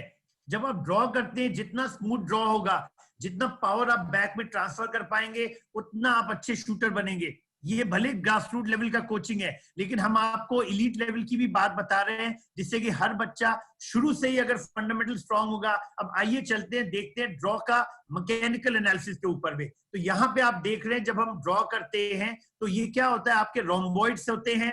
ये देखिए आपके रोम्बॉइड्स हैं। ये आपके जो ट्रेपीजियस यहाँ से स्टार्ट होता है, आपका यहाँ पे लोअर ट्रेपीजियस होता है। यहाँ पे आप देख रहे हैं डॉर्सी मसल्स हैं, यहाँ पे टेरिस माइनर मसल्स हैं आपके। तो जब आप ट्रांसफर करते हैं लोड तो ये सब मसल्स को यूज किया जाता है। इसीलिए इसको जितना अच्छा यूज करेंगे उतना अच्छा बैक पावर आपका डेवलप करेगा। तो क्या होता है कि जब हम देखते हैं जो टॉप आप जैसे ब्रेडी एलिसन को आप देख रहे हैं, तो जब वो सेट में है तो उस समय जैसे ही वो सेटअप में आता है और ड्रॉ स्टार्ट करता है, एंकर के जस्ट पहले उसका 60% पावर आप देख रहे हैं। ये आपके स्केपुला से रेम्बॉइड्स में, ट्रेपीजियस में और आपका डॉर्सी में ये मसल्स यूज हो रहे हैं। 60% लोड हुआ। जब आप एंकर पे आते हैं तो 80% आपका लोडिंग आ जाता है। और जब आप फाइनल एमिंग पे आते हैं, जब ट्रांसफर टू होल्डिंग और एक्सपेंशन होने जा रहा है, जो कि जस्ट 1 मिलीमीटर की एक्सपेंशन की बात है। और साथ ही साथ ये जो आप देख रहे हैं लोअर ट्रेपीजियस जो आपका कॉन्ट्रैक्ट करेगा नीचे में, यहाँ पे जो देख रहे हैं लोअर ट्रेपीजियस है स्केपुला के जस्ट नीचे में, वो जैसे मसल्स कॉन्ट्रैक्ट करेंगे 1 मिलीमीटर आपका रिलीज होता है। तो बैक टेंशन को अब हम देखते हैं, कुलदीप जी आपको सिखाएंगे बैक टेंशन कैसे आप बच्चे को, इन्होंने बहुत अच्छे तरीके से डायग्राम बना के बच्चे के ऊपर और सिखाएंगे आपको। हेलो फ्रेंड्स, आज हम आपको सिखाएंगे कि कैसे एक Archer compound, recurve and Indian कैसे जब ड्रॉ करते हैं, जब शूटिंग करते हैं, तो कैसे पावर को एग्जीक्यूट करते हैं इनटू द बैक। तो आज दोस्तों आप देखेंगे आपका पूरा मसल्स जो आपकी बैक के अंदर जो एक मसल्स होता है, जो आपका डिफरेंट मसल होता है, वो हमने पूरा यहाँ पे स्केच किया हुआ है। तो आप देखेंगे, पहले मैं आपको मसल्स का इंट्रोडक्शन करा देता हूँ, कौन कौन सा मसल है और कैसे फंक्शन करता है। हम पहले बिना बो के बताएंगे कैसे फंक्शन करता है, फिर बो के साथ भी बताएंगे। तो आप देखोगे यहाँ पे ये हमारा पूरा यहाँ से यहाँ तक आप देखोगे ये पूरा स्केपुला है। तो ये क्या है दोस्तों, स्केपुला। तो अगर हम स्केपुला की बात करें, स्केपुला के साथ हमारा क्या क्या मसल होता है और क्या क्या कैसे फंक्शन करता है, तो आप देखेंगे यहाँ पर ये आपका सबसे पहले बात करेंगे हम, यहाँ पे आपका डेल्टोइड मसल होता है। ये पूरा आपका डेल्टोइड मसल होता है और ठीक इसके बिल्कुल आगे यहाँ से जो स्टार्ट होता है और बिल्कुल आप देखेंगे रेड कलर से हमने दिखाया है, ये पूरा आपका ट्राइपेजियस मसल होता है। इसको अगर हम बोले, ये हम अपर, मिडिल और लोअर भी, इसको भी ऐसे भी हम बोल सकते हैं। इसके ठीक नीचे आप देखेंगे ये इंफ्रास्पिनियस मसल है जो ग्रीन कलर में है, और इसके ठीक नीचे आप यहाँ देखेंगे, यहाँ पे आपका teres major and teres minor. तो आपका यहाँ पे 2 मसल होता है। और ठीक इनके नीचे आप देखोगे जो बहुत बड़ा मसल है जो ब्लू कलर से दिखाया हमने, ये आपका डॉर्सल मसल होता है। अभी हम बात करेंगे जो यहाँ पे एक बहुत मेजर मसल होता है, वो आपका रोम्बॉइड मसल होता है। तो ये सारा मसल दोस्तों फंक्शन करता है जब आप पुल करते हो बो को, और जब आप उसको शूट करते, एरो को जब शूट करते हो और पावर को फील करते हो इनटू द बैक। हमारे कोचेस, मेरे फ्रेंड्स, सभी कोचेस बोलते हैं कि पावर को बैक में, आपका बैक के अंदर एग्जीक्यूट करो। लेकिन आज हम आपको इस स्केच के माध्यम से यहाँ पे आपको समझाने की कोशिश करेंगे कि कैसे पावर, कैसे मसल्स यूज होता है। तो अभी हम आपको दिखाएंगे बो के साथ। आप देखेंगे सबसे पहले जो हमारा सेट पोजीशन है, सेट पोजीशन में देखने वाली बातें, आपका लेफ्ट हैंड जो जिससे आपने यहाँ पे बो को होल्ड किया हुआ है, आपका ग्रिप को बिल्कुल रिलैक्स हो, आपका फिंगर बिल्कुल रिलैक्स हो और आपका ग्रिप बिल्कुल opposite to your pivot point, आपका फिंगर बिल्कुल रिलैक्स हो और जो आपका पिवट पॉइंट होता है लाइफ लाइन के बिल्कुल यहाँ पे आप देखेंगे तो ये यहाँ पे आपको ग्रिप को प्रेस करके रखना होता है। अभी आप देखेंगे लेफ्ट हैंड आपका, तो यहां से भी हम सेटअप पोजीशन में जाएंगे। सेटअप पोजीशन में देखने वाली बातें, आपका left hand opposite to shoulder हो और राइट हैंड आपका आईज लेवल हो और आपका फुट बिल्कुल रिलैक्स हो और last finger and thumb should be relax. तो यहाँ पे आप अगर हम बात करें सेटअप पोजीशन, तो सेटअप पोजीशन में आप देखेंगे आपका ये जो मसल है आपका स्कैपुला ये पूरा एक्टिव हो गया है और यहाँ पे आपका नियर अबाउट अभी 60% पावर आपका बैक के अंदर आ गया है। अभी हम बात करेंगे नेक्स्ट, आप ड्रॉ एंड एंकर। तो जब हम एंकर में होते हैं दोस्तों, एंकर में आने के बाद आपका 80% पावर आपका यहाँ पे आप देखेंगे पूरा मसल आपका एक्टिव हो गया है, 80% पावर अभी आपका बैक में आ गया है। नेक्स्ट आपका होल्डिंग एंड ट्रांसफर। जब आप एंकर के बाद आपका जो आपका होल्डिंग है और होल्डिंग के बाद आपको पावर ट्रांसफर करना है इनटू द बैक और आपको एक्सपेंस एंड कॉन्ट्रैक्शन करना होता है, तो वो उसके अंदर कैसे पावर ट्रांसफर होता है वो हम बताएंगे। नेक्स्ट, आपने एंटर किया, आपका 80% पावर है, आप अभी यहां पे होल्डिंग एंड आप ट्रांसफर करोगे, आप अभी यहां पे एक्सपेंस एंड कॉन्ट्रैक्शन। तो जब यहां पे आएगा आपका 95% आपका पावर यहां पे आ गया है, ट्रांसफर हो गया है डाउन। तो दोस्तों आज हमने सीखा कि कैसे हम पावर को एग्जीक्यूट करते हैं। तो मैं आपको दोबारा बताना चाहूंगा, जैसे कि हम अभी दोबारा एंकर करेंगे, एंकर और यहां पे अभी आपका होल्डिंग एंड ट्रांसफर आपका into the back and expense and contraction, release and follow through. 3 second आपको दोस्तों यहां पे फॉलो थ्रू करना होता है। तो ऐसे हम पावर को यूज करते हैं। और जैसे कि हमने कंपाउंड की बात की और रिकर्व की बात की, तो दोस्तों मैं बता देना चाहता हूं, तो ये जो मसल्स यूज करते हैं हम कंपाउंड में और रिकर्व में थोड़ा सा डिफरेंस होता है। क्या डिफरेंस होता है? क्योंकि रिकर्व एंड कंपाउंड में दोनों में पीक वेट जो वो डिफरेंस होता है, अलग अलग होता है। एंड पीक वेट अगर हम बात करें तो यहाँ पे क्वेश्चन मार्क बनता है कि what is peak weight. Peak weight क्या होता है दोस्तों? जब एक आर्चर, रिकर्व आर्चर एंकर में होल्ड करता है और जो पावर होता है उस पावर को यहाँ पे होल्ड किया होता है, so that is called peak weight. तो पीक वेट आपका according to your draw length होता है। तो रिकर्व का आपका 35 से अप टू 42 पाउंडेज आपका पीक वेट होता है। और कंपाउंड में अगर हम पीक वेट की बात करें तो कंपाउंड में आपका पाउंडेज और आपका ड्रॉ लेंथ के अकॉर्डिंग दोनों होता है पीक वेट। तो कंपाउंड में अगर कोई इलीट आर्चर है, सुपर इलीट आर्चर है जो इंटरनेशनल मेडलिस्ट है, तो कंपाउंड आर्चर क्या करते हैं, आपका फुल पाउंडेज चलाते हैं। जब फुल पाउंडेज होता है तो फुल पाउंडेज में आपका near about 15 to 20 peak weight होता है। तो पीक वेट लेस और ज्यादा होने के कारण आपका मसल्स आपका कैसे फंक्शन करता है। जब कंपाउंड का आपका पीक वेट कम है, क्योंकि कंपाउंड के पीक वेट का कम होने का कारण क्या है दोस्तों? क्योंकि कंपाउंड में क्या होता है, मॉड्यूल सिस्टम होता है, पुली सिस्टम होता है और उसमें आपका लॉक सिस्टम होता है। और जो आजकल आप देखोगे नए नए बो आए हैं और उनमें लेटो बहुत ज्यादा है। तो लेटो बहुत ज्यादा होने के कारण तो आपका कंपाउंड बो में आपका लॉक सिस्टम लॉक हो जाता है और उसके कारण आपका पीक वेट कम होता है। और रिकर्व में क्योंकि उसमें कोई लॉक सिस्टम नहीं है, आपको पूरा पावर आपका बैक मसल से आपको होल्ड करके रखना होता है, तो उसका पीक वेट ज्यादा होता है। तो इसीलिए आपका रिकर्व में आपका जो आपका लोअर ट्राइपीजियस है, यहाँ पे आप देखोगे ये मसल्स ज्यादा एक्टिव रहेगा और कंपाउंड में थोड़ा सा आपका देखेंगे यहाँ पे बिल्कुल सेंटर में जो आपका मिडिल ट्राइपीजियस की बात करेंगे तो आपका यहाँ पे पावर होता है। तो दोस्तों आज हमने सीखा कि कैसे पावर को एग्जीक्यूट करते हैं इनटू द बैक मसल और आपको हमने मसल्स के नाम भी आपको बताया। Thank you so much. तो फ्रेंड्स आपने देखा कि कैसे उन्होंने हेलो फ्रेंड बहुत सिंपल तरीके से बताया कि कैसे हम लोग ये कर सकते हैं। तो ये बहुत इंपॉर्टेंट है फ्रेंड्स कि हम लोग जब अब ये आपका था फर्स्ट वीक का, लेकिन आज हम लोग का 1 घंटे का जो कार्यक्रम है वो पूरा हुआ। तो अब अगले वाले कार्यक्रम में हम बाकी चीज बताएंगे। सिर्फ हम जो वीकली जो लेसन्स है एमिंग और वो हम नेक्स्ट कोर्स में बताएंगे। अभी सिर्फ हम आपको ये बताना चाहेंगे, जो मेरी टीम है ये जुड़ के आपको ये चीज लेके आ रही है।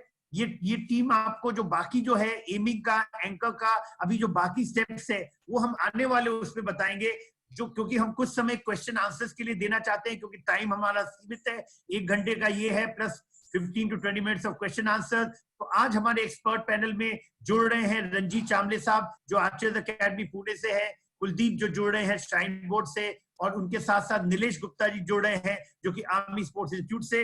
मैं सभी अपने जो अकेडमीज कोचेज जितने हैं उनका धन्यवाद देना चाहूंगा, और इन्हीं शब्दों के साथ मैं अब ले चलते क्वेश्चन आंसर सेशन में। और मैं उम्मीद करता हूं कि सत्यदेव जी क्वेश्चन पैनल बताएगा। सत्यदेव जी आप क्वेश्चन। हाँ सर मैं एक छोटा सा सभी के लिए, लिम्बाराम जी हमारे बीच हैं, वो कुछ मैसेज देना चाहते हैं। मैं चाहूंगा लिम्बाराम जी को स्क्रीन पे लेके आए। बिल्कुल बिल्कुल, ये बहुत खुशी। लिम्बाराम जी मतलब आर्चरी और आर्चरी मतलब लिम्बाराम जी। हम सभी बहुत शुक्रगुजार हैं कि लिम्बाराम जी हमारे बीच हैं और अभी भी उनका मार्गदर्शन हमें बराबर मिल रहा है। और सबसे लिम्बाराम जी को हम लोग चाहेंगे कि स्वस्थ रहिए। लिम्बाराम जी कोरोना में हम सबका आपका स्वागत करते हैं लिम्बाराम जी, और हम उम्मीद करते हैं कि आप सेहत अच्छा होगा। और बहुत अच्छी बड़ी खुशी की बात है क्योंकि आप हमारे सबसे पहले खिलाड़ी हैं जिन्होंने विश्व में पदक में जीता है, और मैं आपका आभार व्यक्त करता हूं देश की तरफ से और आपके स्वास्थ्य के लिए पूरे आर्चर्स के परिवार से, अपने कोचेस से, एआई से, साई से, सबसे आपकी सेहत की कामना करते हैं। धन्यवाद। पहले तो आप सबको, सब कोचेस को, सब टीम को, आपकी जो जुड़ी है मैं बधाई देता हूँ, और अच्छा काम कर रहे हैं आप। और मैं जहाँ तक समझता हूँ साई ने पेन ढूंढ लिया पहले भी। जो आर्चरी में जब हम लोग आए थे तो साई ने ऑल इंडिया से सिलेक्शन किया और देन स्टार्ट किया हॉस्टल, और देन आर्चर मिले इंडिया लेवल के। तो अभी जो आपने शुरू किया इसमें से कुछ मटेरियल अच्छा आगे बढ़ के आए। आप लोग थोड़ा हार्ड मेहनत करो, थोड़े विश्वास, बिलीव थोड़ा सा बढ़िया सा करो कि ये हो सकता है। नहीं हो सकता है ये बात है ही नहीं। सभी के दिमाग में एक पॉइंट रह जाता है, वो है डर। डर लेके आदमी पीछे जाता है। लेकिन अगर पॉजिटिव थिंकिंग में जाए और वो उस पर अमल करें डेली, टाइमली, इन टाइम, वो कामयाब होगा। और आप जो करें, आपको बहुत बहुत बधाई हो सबको, सब कोचेस को, और साई को भी जो ये स्टार्ट करा, और इनमें काफी खिलाड़ी सीखेंगे ऐसा मेरा विश्वास है। बहुत अच्छी बात बोला आपने लिम्बाराम जी ने। सबसे बड़ी आपको बता दें कि लिम्बाराम जी हमारे से जुड़े थे 1986 में, और वो लगातार इंडियन टीम में रहे। उन्होंने, हम लोग साथ में रहते थे, साथ में प्रैक्टिस करते थे, और हम देखते थे कि रात में लिम्बाराम जी 1-1 घंटे तक ड्रॉप प्रैक्टिस करते थे। तो वो चीज उनके अंदर जो क्षमता थी, जो उनका एंकर था, इतना सॉलिड एंकर बैठाते थे कि कभी चांस ही नहीं होता था एरो इधर उधर से चला जाए। तो हम सब लोग के लिए प्रेरणा स्रोत थे लिम्बाराम जी। और लिम्बाराम जी ने बहुत बड़ी चीज बोली। उन्होंने क्या बोला कि जो डर गया सो मर गया। गब्बर सिंह वाला डायलॉग बहुत फेमस है, जो डर गया सो मर गया। आपको डरना नहीं है, यही उनकी सबसे बड़ी कामयाबी थी। वो वर्ल्ड चैंपियन या ओलंपिक में भी जब गए, बार्सिलोना ओलंपिक्स में, वहां पे भी वो डरे नहीं, वो कभी भी घबराते नहीं थे, कभी डरते नहीं थे। इस वजह से वो बहुत बड़े तीरंदाज बने, उन्होंने नाम रोशन किया देश का। और मैं सभी से अनुरोध करता हूं कि बिल्कुल उनका जो पॉजिटिव थिंकिंग, देखिए आज भी वो आपको पॉजिटिव थिंकिंग के बारे में बता रहे हैं। ये चीज बहुत इंपॉर्टेंट है फ्रेंड्स, अगर पदक जीतना चाहते हैं। जितना आप पॉजिटिव रहेंगे, जितना नेगेटिविटी निकालेंगे, और इसीलिए हम लोग स्पोर्ट्स साइकोलॉजी के जरिए आपको माइंड को पॉजिटिव करने की बात करते हैं। आप देखिए लिम्बाराम जी कितना ज्यादा मेहनत करते थे। एक एक चीज को परफेक्शन करते थे। नॉकिंग पॉइंट के लिए वो फेमस माने जाते थे। वो जब देखो नॉकिंग पॉइंट अपना ठीक करते रहते थे। उनको ज्यादा शौक था अपने नॉकिंग पॉइंट से कि जब तक नॉकिंग पॉइंट परफेक्ट नहीं होगा वो 360 नहीं मार पाएंगे 30 मीटर्स पे। तो ये सब कुछ चीजें हम लोग ने लिम्बा राम के साथ जब हम लोग खेलते थे, उनके साथ हम लोग टीम में थे, तो बहुत बड़ी बात थी जब एसएजी में हमारे स्कालजंग दोरजी, लिम्बा राम, दुलचंद दामोर और हमारे श्यामलाल जुड़े थे। ये बहुत बड़े बड़े तीरंदाज सब लोग जुड़ के देश का नाम किए। और आज ये मौका साई ने दोबारा दिया है आपको, हम सब के साथ जुड़ के आर्चरी को आगे बढ़ा। बहुत धन्यवाद जी। लिम्बा राम जी आज जुड़े, और आपको जरूर आप बताइए कि आप जरूर बोलिए कि कैसे आप मेहनत करते थे, वो भी थोड़ा सा बताइए कि कितने घंटे आप ड्रॉ करते थे, कैसे आप मेहनत करते थे, जिससे कि बच्चों को काफी आपसे प्रोत्साहन मिलेगा। थोड़ा बोलने में तकलीफ है, थोड़ा ध्यान से सुनना क्योंकि मेरा गला खराब है। तो संजीव सर ने बोला, मैं एक्चुअल आपको बताऊं सब कोचेस को कि संजीव सर से मैं इंस्पायर होता था क्योंकि वो रेस्ट नहीं करते, वो हमेशा काम में लगे रहते और बहुत फास्ट व्यक्ति हैं हमारे आर्चरी के। और मैं तो उनको एलियन बोलता हूँ हमारे आर्चरी में। सो अच्छी बात कहा हमने।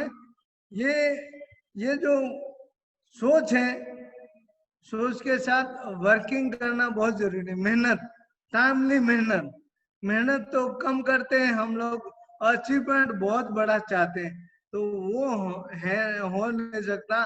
बाकी देश भी कर रहे हैं। तो टेक्निकली दूसरी बात आती है फीलिंग आपका जो क्यू फीलिंग है वो है आपका शोल्डर में, आपका माइंड में। उसको मनाने के लिए आपने कहा संजीव सर ने कि ड्रॉ कितना करना। जब तक आप ड्रॉ करते रहो, जब तक आपका बो कंट्रोल नहीं हो जाए विदाउट एरो, अगर कंट्रोल हो गया देन फिर आप एनालाइज करो कि एरो लगा के और ड्रॉ करो, वो कितना रुकता है, सेकंड 2 सेकंड रुकता है कि नहीं। रुकता है तो देन मीन्स अभी आप तैयार हो तीर छोड़ने के लिए। अगर नहीं है तो फिर से ड्रॉ करो और लंबा ड्रॉ करो, 20 मिनट में शॉर्ट ड्रॉ करो जो एमिंग के लिए, केवल एमिंग, और 20 मिनट में लंबा ड्रॉ करो जिससे मसल में थोड़ा टेंस आवे और प्रेशर आवे। और देन रिलैक्स होने के बाद ब्रीदिंग कर लेने के बाद, रिलैक्स होने के बाद जब उठाओ, फर्स्ट टाइम वो उठाओ तो आपका एकदम टारगेट में पॉइंट में अट जाना चाहिए कि वो इधर उधर नहीं जाए, मूव नहीं कर सकना। तो ये प्रैक्टिस करना बहुत जरूरी। एक चीज मैं बोलता हूँ, सारे आर्चर अभी भी करते हैं, वो ध्यान नहीं करते, पद्मासन में बैठ नहीं पाते हैं, ध्यान कर नहीं पाते हैं। 1 घंटा तो ध्यान करना ही है। पहला काम है अपने इष्ट, सेकंड काम है अपना तीरंदाजी, थर्ड काम है अगर पढ़ते हो तो पढ़ाई, नहीं तो जो अपने काम करते हैं उस पर अमल करो। जो इतने बड़े बड़े ऋषि मुनियों तब करते करते चले गए, मोक्ष भोग लिया उन्होंने, तो वो कोई खास चीज लेके जाते नहीं। और यही हमारे में कमी है। योगा कर लेंगे, थोड़ा दौड़ लेंगे, अच्छा वो कर लेंगे, लेकिन ध्यान नहीं करते। सारे आर्चर मैंने देखा, जब मैं चुप था तभी देखा, ध्यान करने में सारे कच्चे हैं, जिसके वजह से हमारे वो हाथ देखनी पड़ती है। तो ये चीज आप आधा घंटा डेली नाइट में ध्यान करो और मेंटल ट्रेनिंग में शूट करो अपना, और देन आपको डिसीजन मिल जाएगा अपने माइंड में, अपनी बॉडी में, वो बहुत परफेक्ट होगा। बहुत बड़ी बात बोल दिया लिम्बा राम जी ने। आप लोग ने अगर ध्यान से सुना होगा, इतनी बड़ी बात बोला उन्होंने। क्या चीज बोला? फीलिंग। वो बोले घंटों वो ड्रॉ करते थे, घर में हम लोग रूम में बैठते थे, तीनों लोग घंटों ड्रॉ करते थे। क्यों ड्रॉ करते थे? क्योंकि जब तक आप ड्रॉ नहीं करेंगे, उन्होंने क्लिकर कंट्रोल बताया कि 2 मिलीमीटर में कैसे वो स्ट्रॉन्ग होल्ड करके रखते थे, और वो 10-10, 20-20 सेकंड तक होल्ड करते थे, हिलता भी नहीं था उनका क्लिकर। क्यों? क्योंकि वो कड़ी मेहनत करते थे। तो उन्होंने दूसरा जो चीज, जो सबसे बड़ी बात बताई, ध्यान के बारे में। देखिए, हम लोग योगा की बात कर रहे हैं, लेकिन अगर आज तक हम ध्यान नहीं करेंगे, हम क्यों ओलंपिक से पदक से वंचित रह जाते हैं? क्योंकि मेरा ध्यान ही नहीं है। अगर हम ध्यान मुद्रा में बैठेंगे, योगा में हमने अपना ध्यान बढ़ाएंगे, फोकस बढ़ाएंगे, इंटरनल पे ध्यान देंगे। लिम्बा राम का हमने देखा था, इंटरनल के ऊपर बहुत ध्यान रहता था। जब वो प्रैक्टिस करते थे, वो अपना इंटरनल फीलिंग पे जाते थे। उनका इतना हिलता नहीं था, इतना स्ट्रांग उन्होंने अपने बॉडी को बना लिया था। 1-1 घंटे ड्रॉ करते रहते थे, रात में ड्रॉ करते थे। और सबसे बड़ी बात उनकी जो हम बता दें, जो बहुत लोगों को नहीं पता होगा, वो पढ़े लिखे नहीं थे, लेकिन उनको डेली आप देखिएगा रात में वो बैठ के 1-1 घंटा पढ़ते थे। ये बहुत बड़ी बात है कि जो पढ़ाई करता है। यस, बिल्कुल सही, राइट बोला सर आपने। ये मेरे लिए बहुत बड़ा एक बोझ था, इसलिए मैं थोड़ा कच्चा रह गया। वरना मेरा जो टारगेट था वो तो विश्व रिकॉर्ड के लिए नहीं सोचता, मैं सोचता हमारा विश्व रिकॉर्ड कैसे होगा। क्या बात है। वो हम थोड़े बहुत गए, थोड़े बहुत रह गए।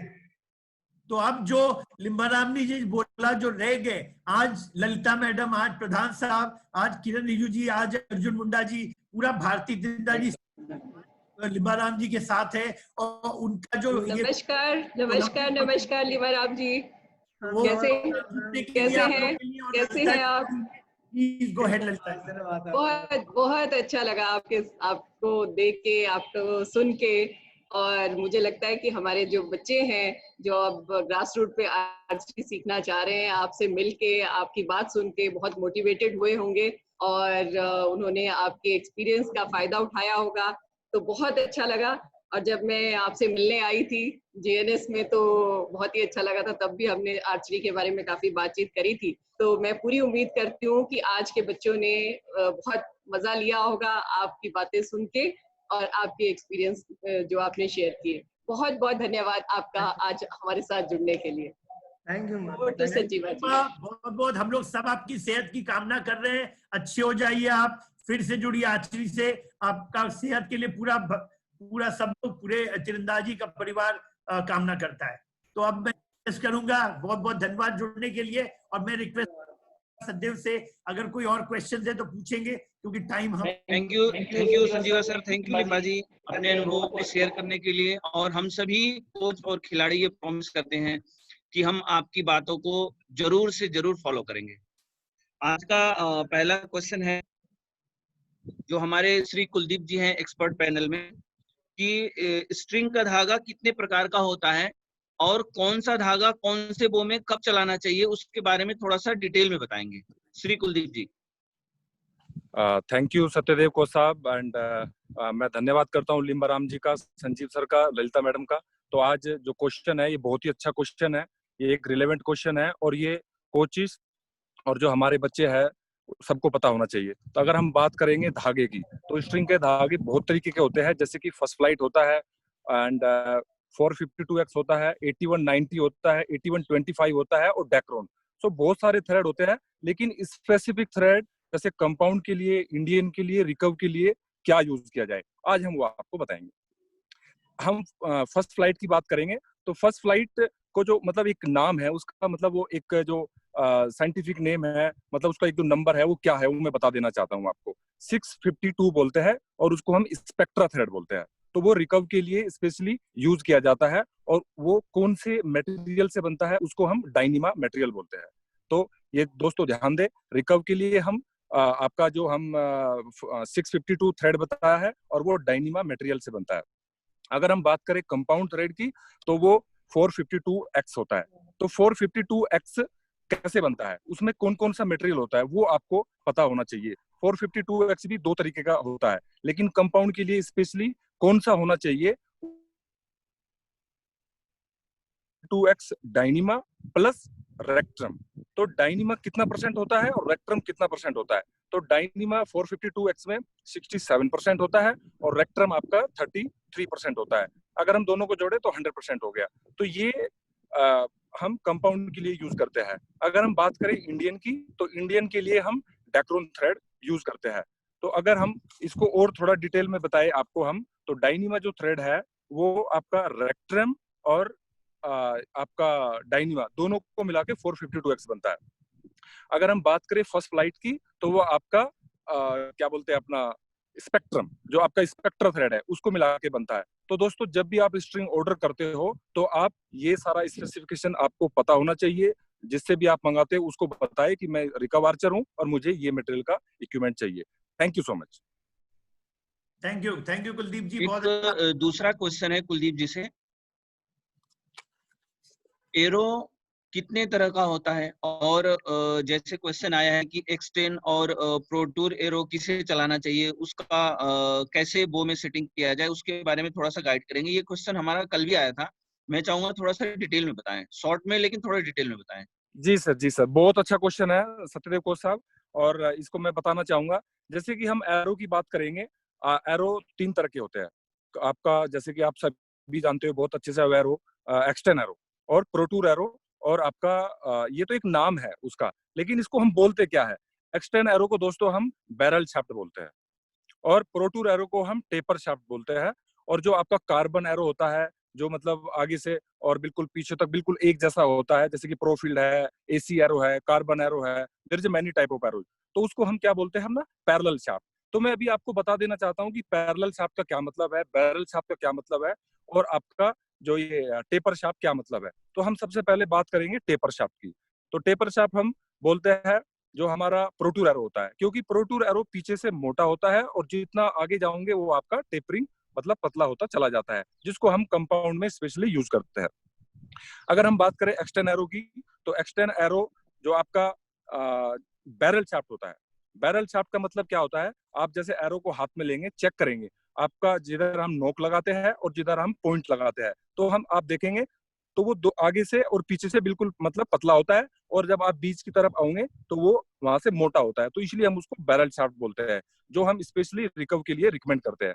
अगर हम बात करें पैरेलल शाफ्ट, पैरेलल शाफ्ट जैसे कि प्रोफील्ड मैंने बहुत सारा आपको बताया, वो क्या होता है, आगे से आप सभी अभी आप मतलब फील करोगे, महसूस करोगे कि वो आगे से पीछे तक बिल्कुल पैरेलल होता है, और वो हम आप किसी भी बो में रिकव कंपाउंड और क्या बोलते हैं हम उसको यूज कर सकते हैं। तो इस प्रकार से हमने आपको एरो के लिए बताया।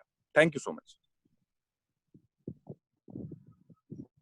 अभी मेरा क्वेश्चन है, हमारे एक्सपर्ट पैनल में है श्री रंजीत चामले जी, डायरेक्टर फिजिकल एजुकेशन पुणे।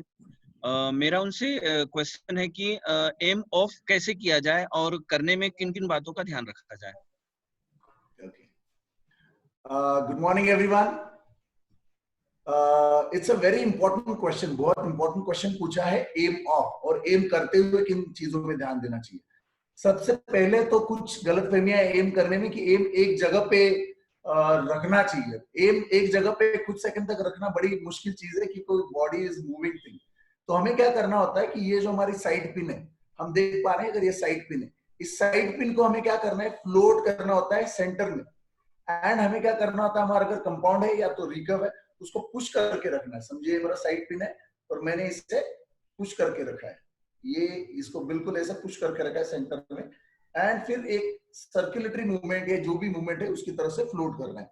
अब दूसरी चीज, जैसे सर ने बोला कि एम ऑफ, तो देखिए एम ऑफ में ऐसा है कि हम घड़ी तो सब जानते हैं। अब घड़ी में अगर हमारा एरो ऊपर की तरफ लग रहा है तो हमें ये 6 बजे दिख रहे हैं, 6 बजे 6 o'clock, ये क्लॉक लैंग्वेज जानना बहुत जरूरी है। So when we aim up and arrow नीचे जा रहा है, अगर हम देखिए ध्यान दीजिए, अगर मैं एम ऊपर कर रहा हूं और मेरा एरो नीचे लग रहा है, इसका मतलब मेरा एरो नीचे लग रहा है। तो इस हिसाब से हमको क्लॉक लैंग्वेज जाननी है। तो पहले क्लॉक लैंग्वेज जानते हैं, 12 o'clock, 6 o'clock, 3 o'clock, 9 o'clock। इस हिसाब से एंटी साइड, अगर मेरा लेफ्ट में एरो जा रहा है तो मैं थोड़ा सा हल्का सा राइट में एम करूं, लेकिन ये कितना, ये जो है, ये जो सवाल है इसका आंसर है आपके डिस्टेंस के हिसाब से हो सकता है। क्योंकि अगर 20 मीटर 30 मीटर पे आप हो और आपका 4 सर्कल्स बाहर जा रहा है, मतलब येलो रेड, येलो में मतलब 10, 9, 8, 7, 4 सर्कल आपका एरो बाहर जा रहा है, तो आप शुरू करिए 2 सर्कल एम ऑफ करके। मतलब आप अगर समझिए आपका एरो 6 में लेफ्ट में जा रहा है, तो आप रेड 8 में एम करके राइट में एरो चलाए। तो धीरे धीरे अगर फिर भी वो ज्यादा लेफ्ट गया तो थोड़ा सा और शिफ्ट करिए। This should be my suggestion. ठीक है सर, एक दूसरा क्वेश्चन है, कंपाउंड बो में स्टेबलाइजर में जो वेट लगाते हैं उसका क्या रेशियो है, लॉन्ग वार का, शॉर्ट वार का? प्लस इसके साथ में एक चीज और बताएं, क्या कंपाउंड बो में क्लिकर लगता है? कुछ इस तरीके के सवाल हमको मिले हैं, तो मैं चाहूंगा दोनों का एक साथ रिप्लाई दें। अच्छा, it's a very good question again मैं बोलूंगा, क्योंकि देखिए 8 से 12 साल के बच्चे तो उनको नहीं पता है तो वो बिल्कुल पूछेंगे, और सबसे बड़ी बात यह है कि सवाल पूछते रहने चाहिए। मैं अप्रिशिएट करूंगा जिस बच्चे ने ये सवाल पूछा, क्योंकि देखिए उसके एक सवाल पूछने से अगर वो सोचता मैं पूछूं ना पूछूं तो हजारों लोगों को आज पता नहीं चलता। देखिए क्लिकर का क्या है, रिकव में आपका वो एक जगह पे रुकता नहीं है। मतलब अगर मैं खींच रहा हूं तो it will not stop, it will keep going on on on on, पीछे जाते रहेगा। तो इसीलिए क्लिकर का मतलब ये होता है कि ये आपका एरो पुलिंग इंडिकेशन होता है। मतलब अगर समझिए ये स्टेबलाइजर, इसको एरो समझिए, मेरे पास अभी है नहीं, अगर मैंने इसको खींचा है और मेरा ड्रॉ एंकर इतना है, यहाँ पे है, तो हर बार उतना ही खींचा जाए, मेरा पूरा ड्रॉ में उतना ही पुल होना चाहिए, इसलिए क्लिकर होता है, ताकि वो कम ज्यादा नहीं हो प्रेशर।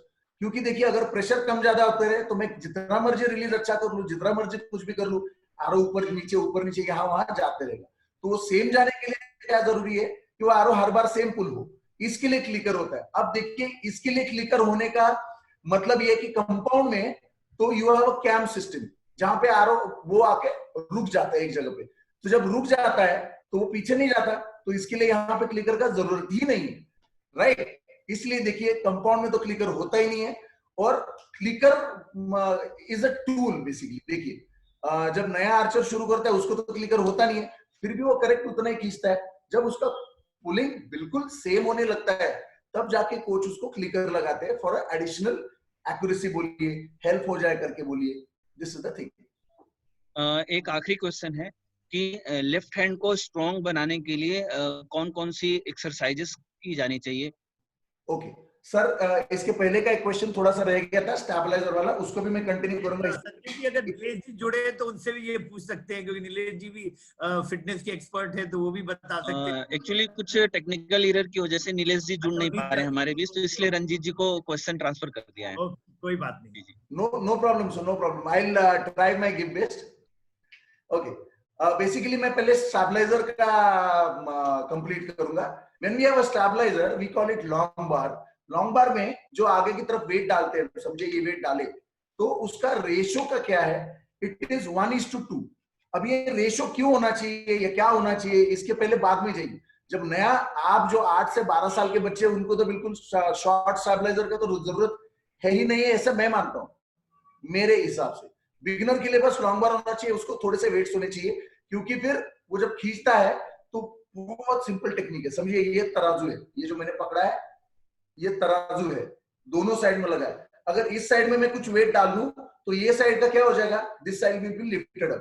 अब समझे मैंने पुल किया है और इस साइड में मैंने पूरा बॉडी वेट डाला और सब प्रेशर है, तो बो का सेंटर अगर सेंटर पिवट पॉइंट है तो आगे स्टेबलाइजर है, तो नेचुरली क्या होगा, वो लिफ्टेड अप होगा।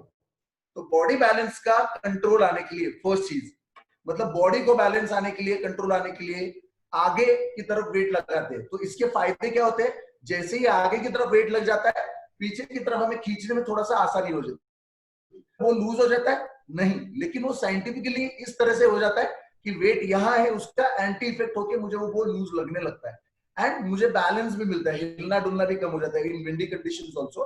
दूसरा ऐसा है कि वो जो वेट है वो जितना कंट्रोल होता है उससे भी एक प्लेट कम ही हो, क्योंकि कंट्रोल तो रेगुलर होगा, लेकिन जब हम प्रैक्टिस में थके हैं तो उस सिचुएशन में तो और लेफ्ट हैंड कंट्रोल का प्रॉब्लम आएगा। तो उस हिसाब से एक प्लेट कम होना कोई नुकसान की बात नहीं है। बेसिकली प्लेट्स कितनी और क्या हो वो अपनी मसल स्ट्रेंथ पे डिपेंड करता है, लेफ्ट हैंड की एंड अपर बॉडी। जितना हमारा कोर स्ट्रांग है, जितना हमारा अपर बॉडी स्ट्रांग है, जितना हम कंट्रोल कर पाते हैं, it depends on that. And ये सारा अपने बो पे कैसे ट्यून हो रहा है, स्टेबलाइजर का और सेटिंग का बहुत इंपॉर्टेंट रोल होता है। जैसे कि शॉर्ट बार रंजीत होता जी, है। अगर थोड़ा सा शॉर्ट में बताएं तो ठीक रहेगा, क्योंकि समय की थोड़ी दिक्कत है। जी जी, शॉर्ट बार में हमें क्या होता है, समझिए मैंने शॉर्ट बार में वेट प्लेट डाल दी, तो इसका रेशियो जो है वो हम जैसे शॉर्ट बार और लॉन्ग बार में डाल रहे उस हिसाब से मुझे जैसे एडजस्टमेंट, मेरा बो का बबल जहां सेंटर आ रहा है उस हिसाब से हमको बो हैंड होल्ड कर सकते हैं। एक समझे गांव में ही है तो ईट पकड़ के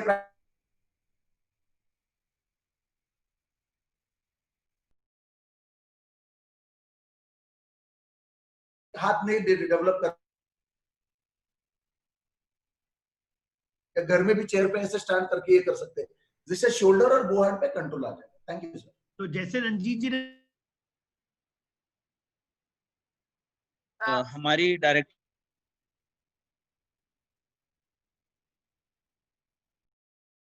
का स्ट्रेंथ नहीं बढ़ जाए,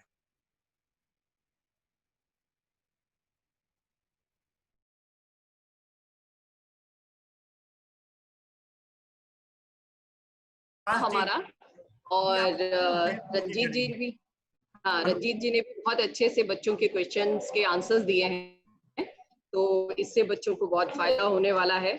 और मैं एक चीज चाहूंगी इससे पहले कि हम वाइंड अप करें, जितने भी हमारे साथ आज अमरिंदर जी हमारे साथ जुड़े हैं, तो उनके जितने भी यूनिट्स हैं, आर्चरी के यूनिट्स हैं, उनके बच्चे ज्यादा से ज्यादा हमारे साथ जुड़े, क्योंकि ये प्रोग्राम पहली बार हो रहा है और बहुत ही सिस्टमेटिक, सिंपल और एक बहुत ही अच्छी टीम के द्वारा ये प्रोग्राम संचालित किया जा रहा है। तो मैं पूरा टाइम इस सेशन में बैठती हूँ और मुझे बार बार दिल में यही लग रहा है कि ज्यादा से ज्यादा बच्चे इस चीज का फायदा उठाएं, उसके लिए भी हम प्रयत्न करें। और एक चीज मैं चाहूंगी कि जितने भी बच्चे हमारे साथ यहाँ जुड़ते हैं वो नाम से जुड़े, ताकि हमें पता रहे कौन बच्चा अच्छा साथ में वर्कआउट कर रहा है, तो हम उनको थोड़ा सा बीच में उनको प्रोत्साहन के लिए भी आगे लेके आएंगे। तो इसी के साथ आज समय थोड़ा ज्यादा हो गया है, तो मैं संजीवा जी से चाहूंगी कि वो इस सेशन को अब वाइंड अप करें और कल फिर हम दोबारा मिलेंगे। नमस्कार। धन्यवाद सब लोग को, बहुत बहुत धन्यवाद आपको जुड़ने के लिए। कल फिर मुलाकात होगी। नमस्कार, जय हिंद और जय भारत। और हम लोग कल फिर नए लेके आएंगे, नए साथ आएंगे। आपके क्वेश्चन आप बना देते रहेंगे कि वीडियो बनाए होंगे, हम लोग वीडियो के जरिए दोबारा आपके साथ जुड़ेंगे और अच्छे से बताएंगे कैसे आप कर पाए। धन्यवाद, जय हिंद, जय Bharat. Thank you sir, thank you so much. मैं सभी से रिक्वेस्ट करूंगा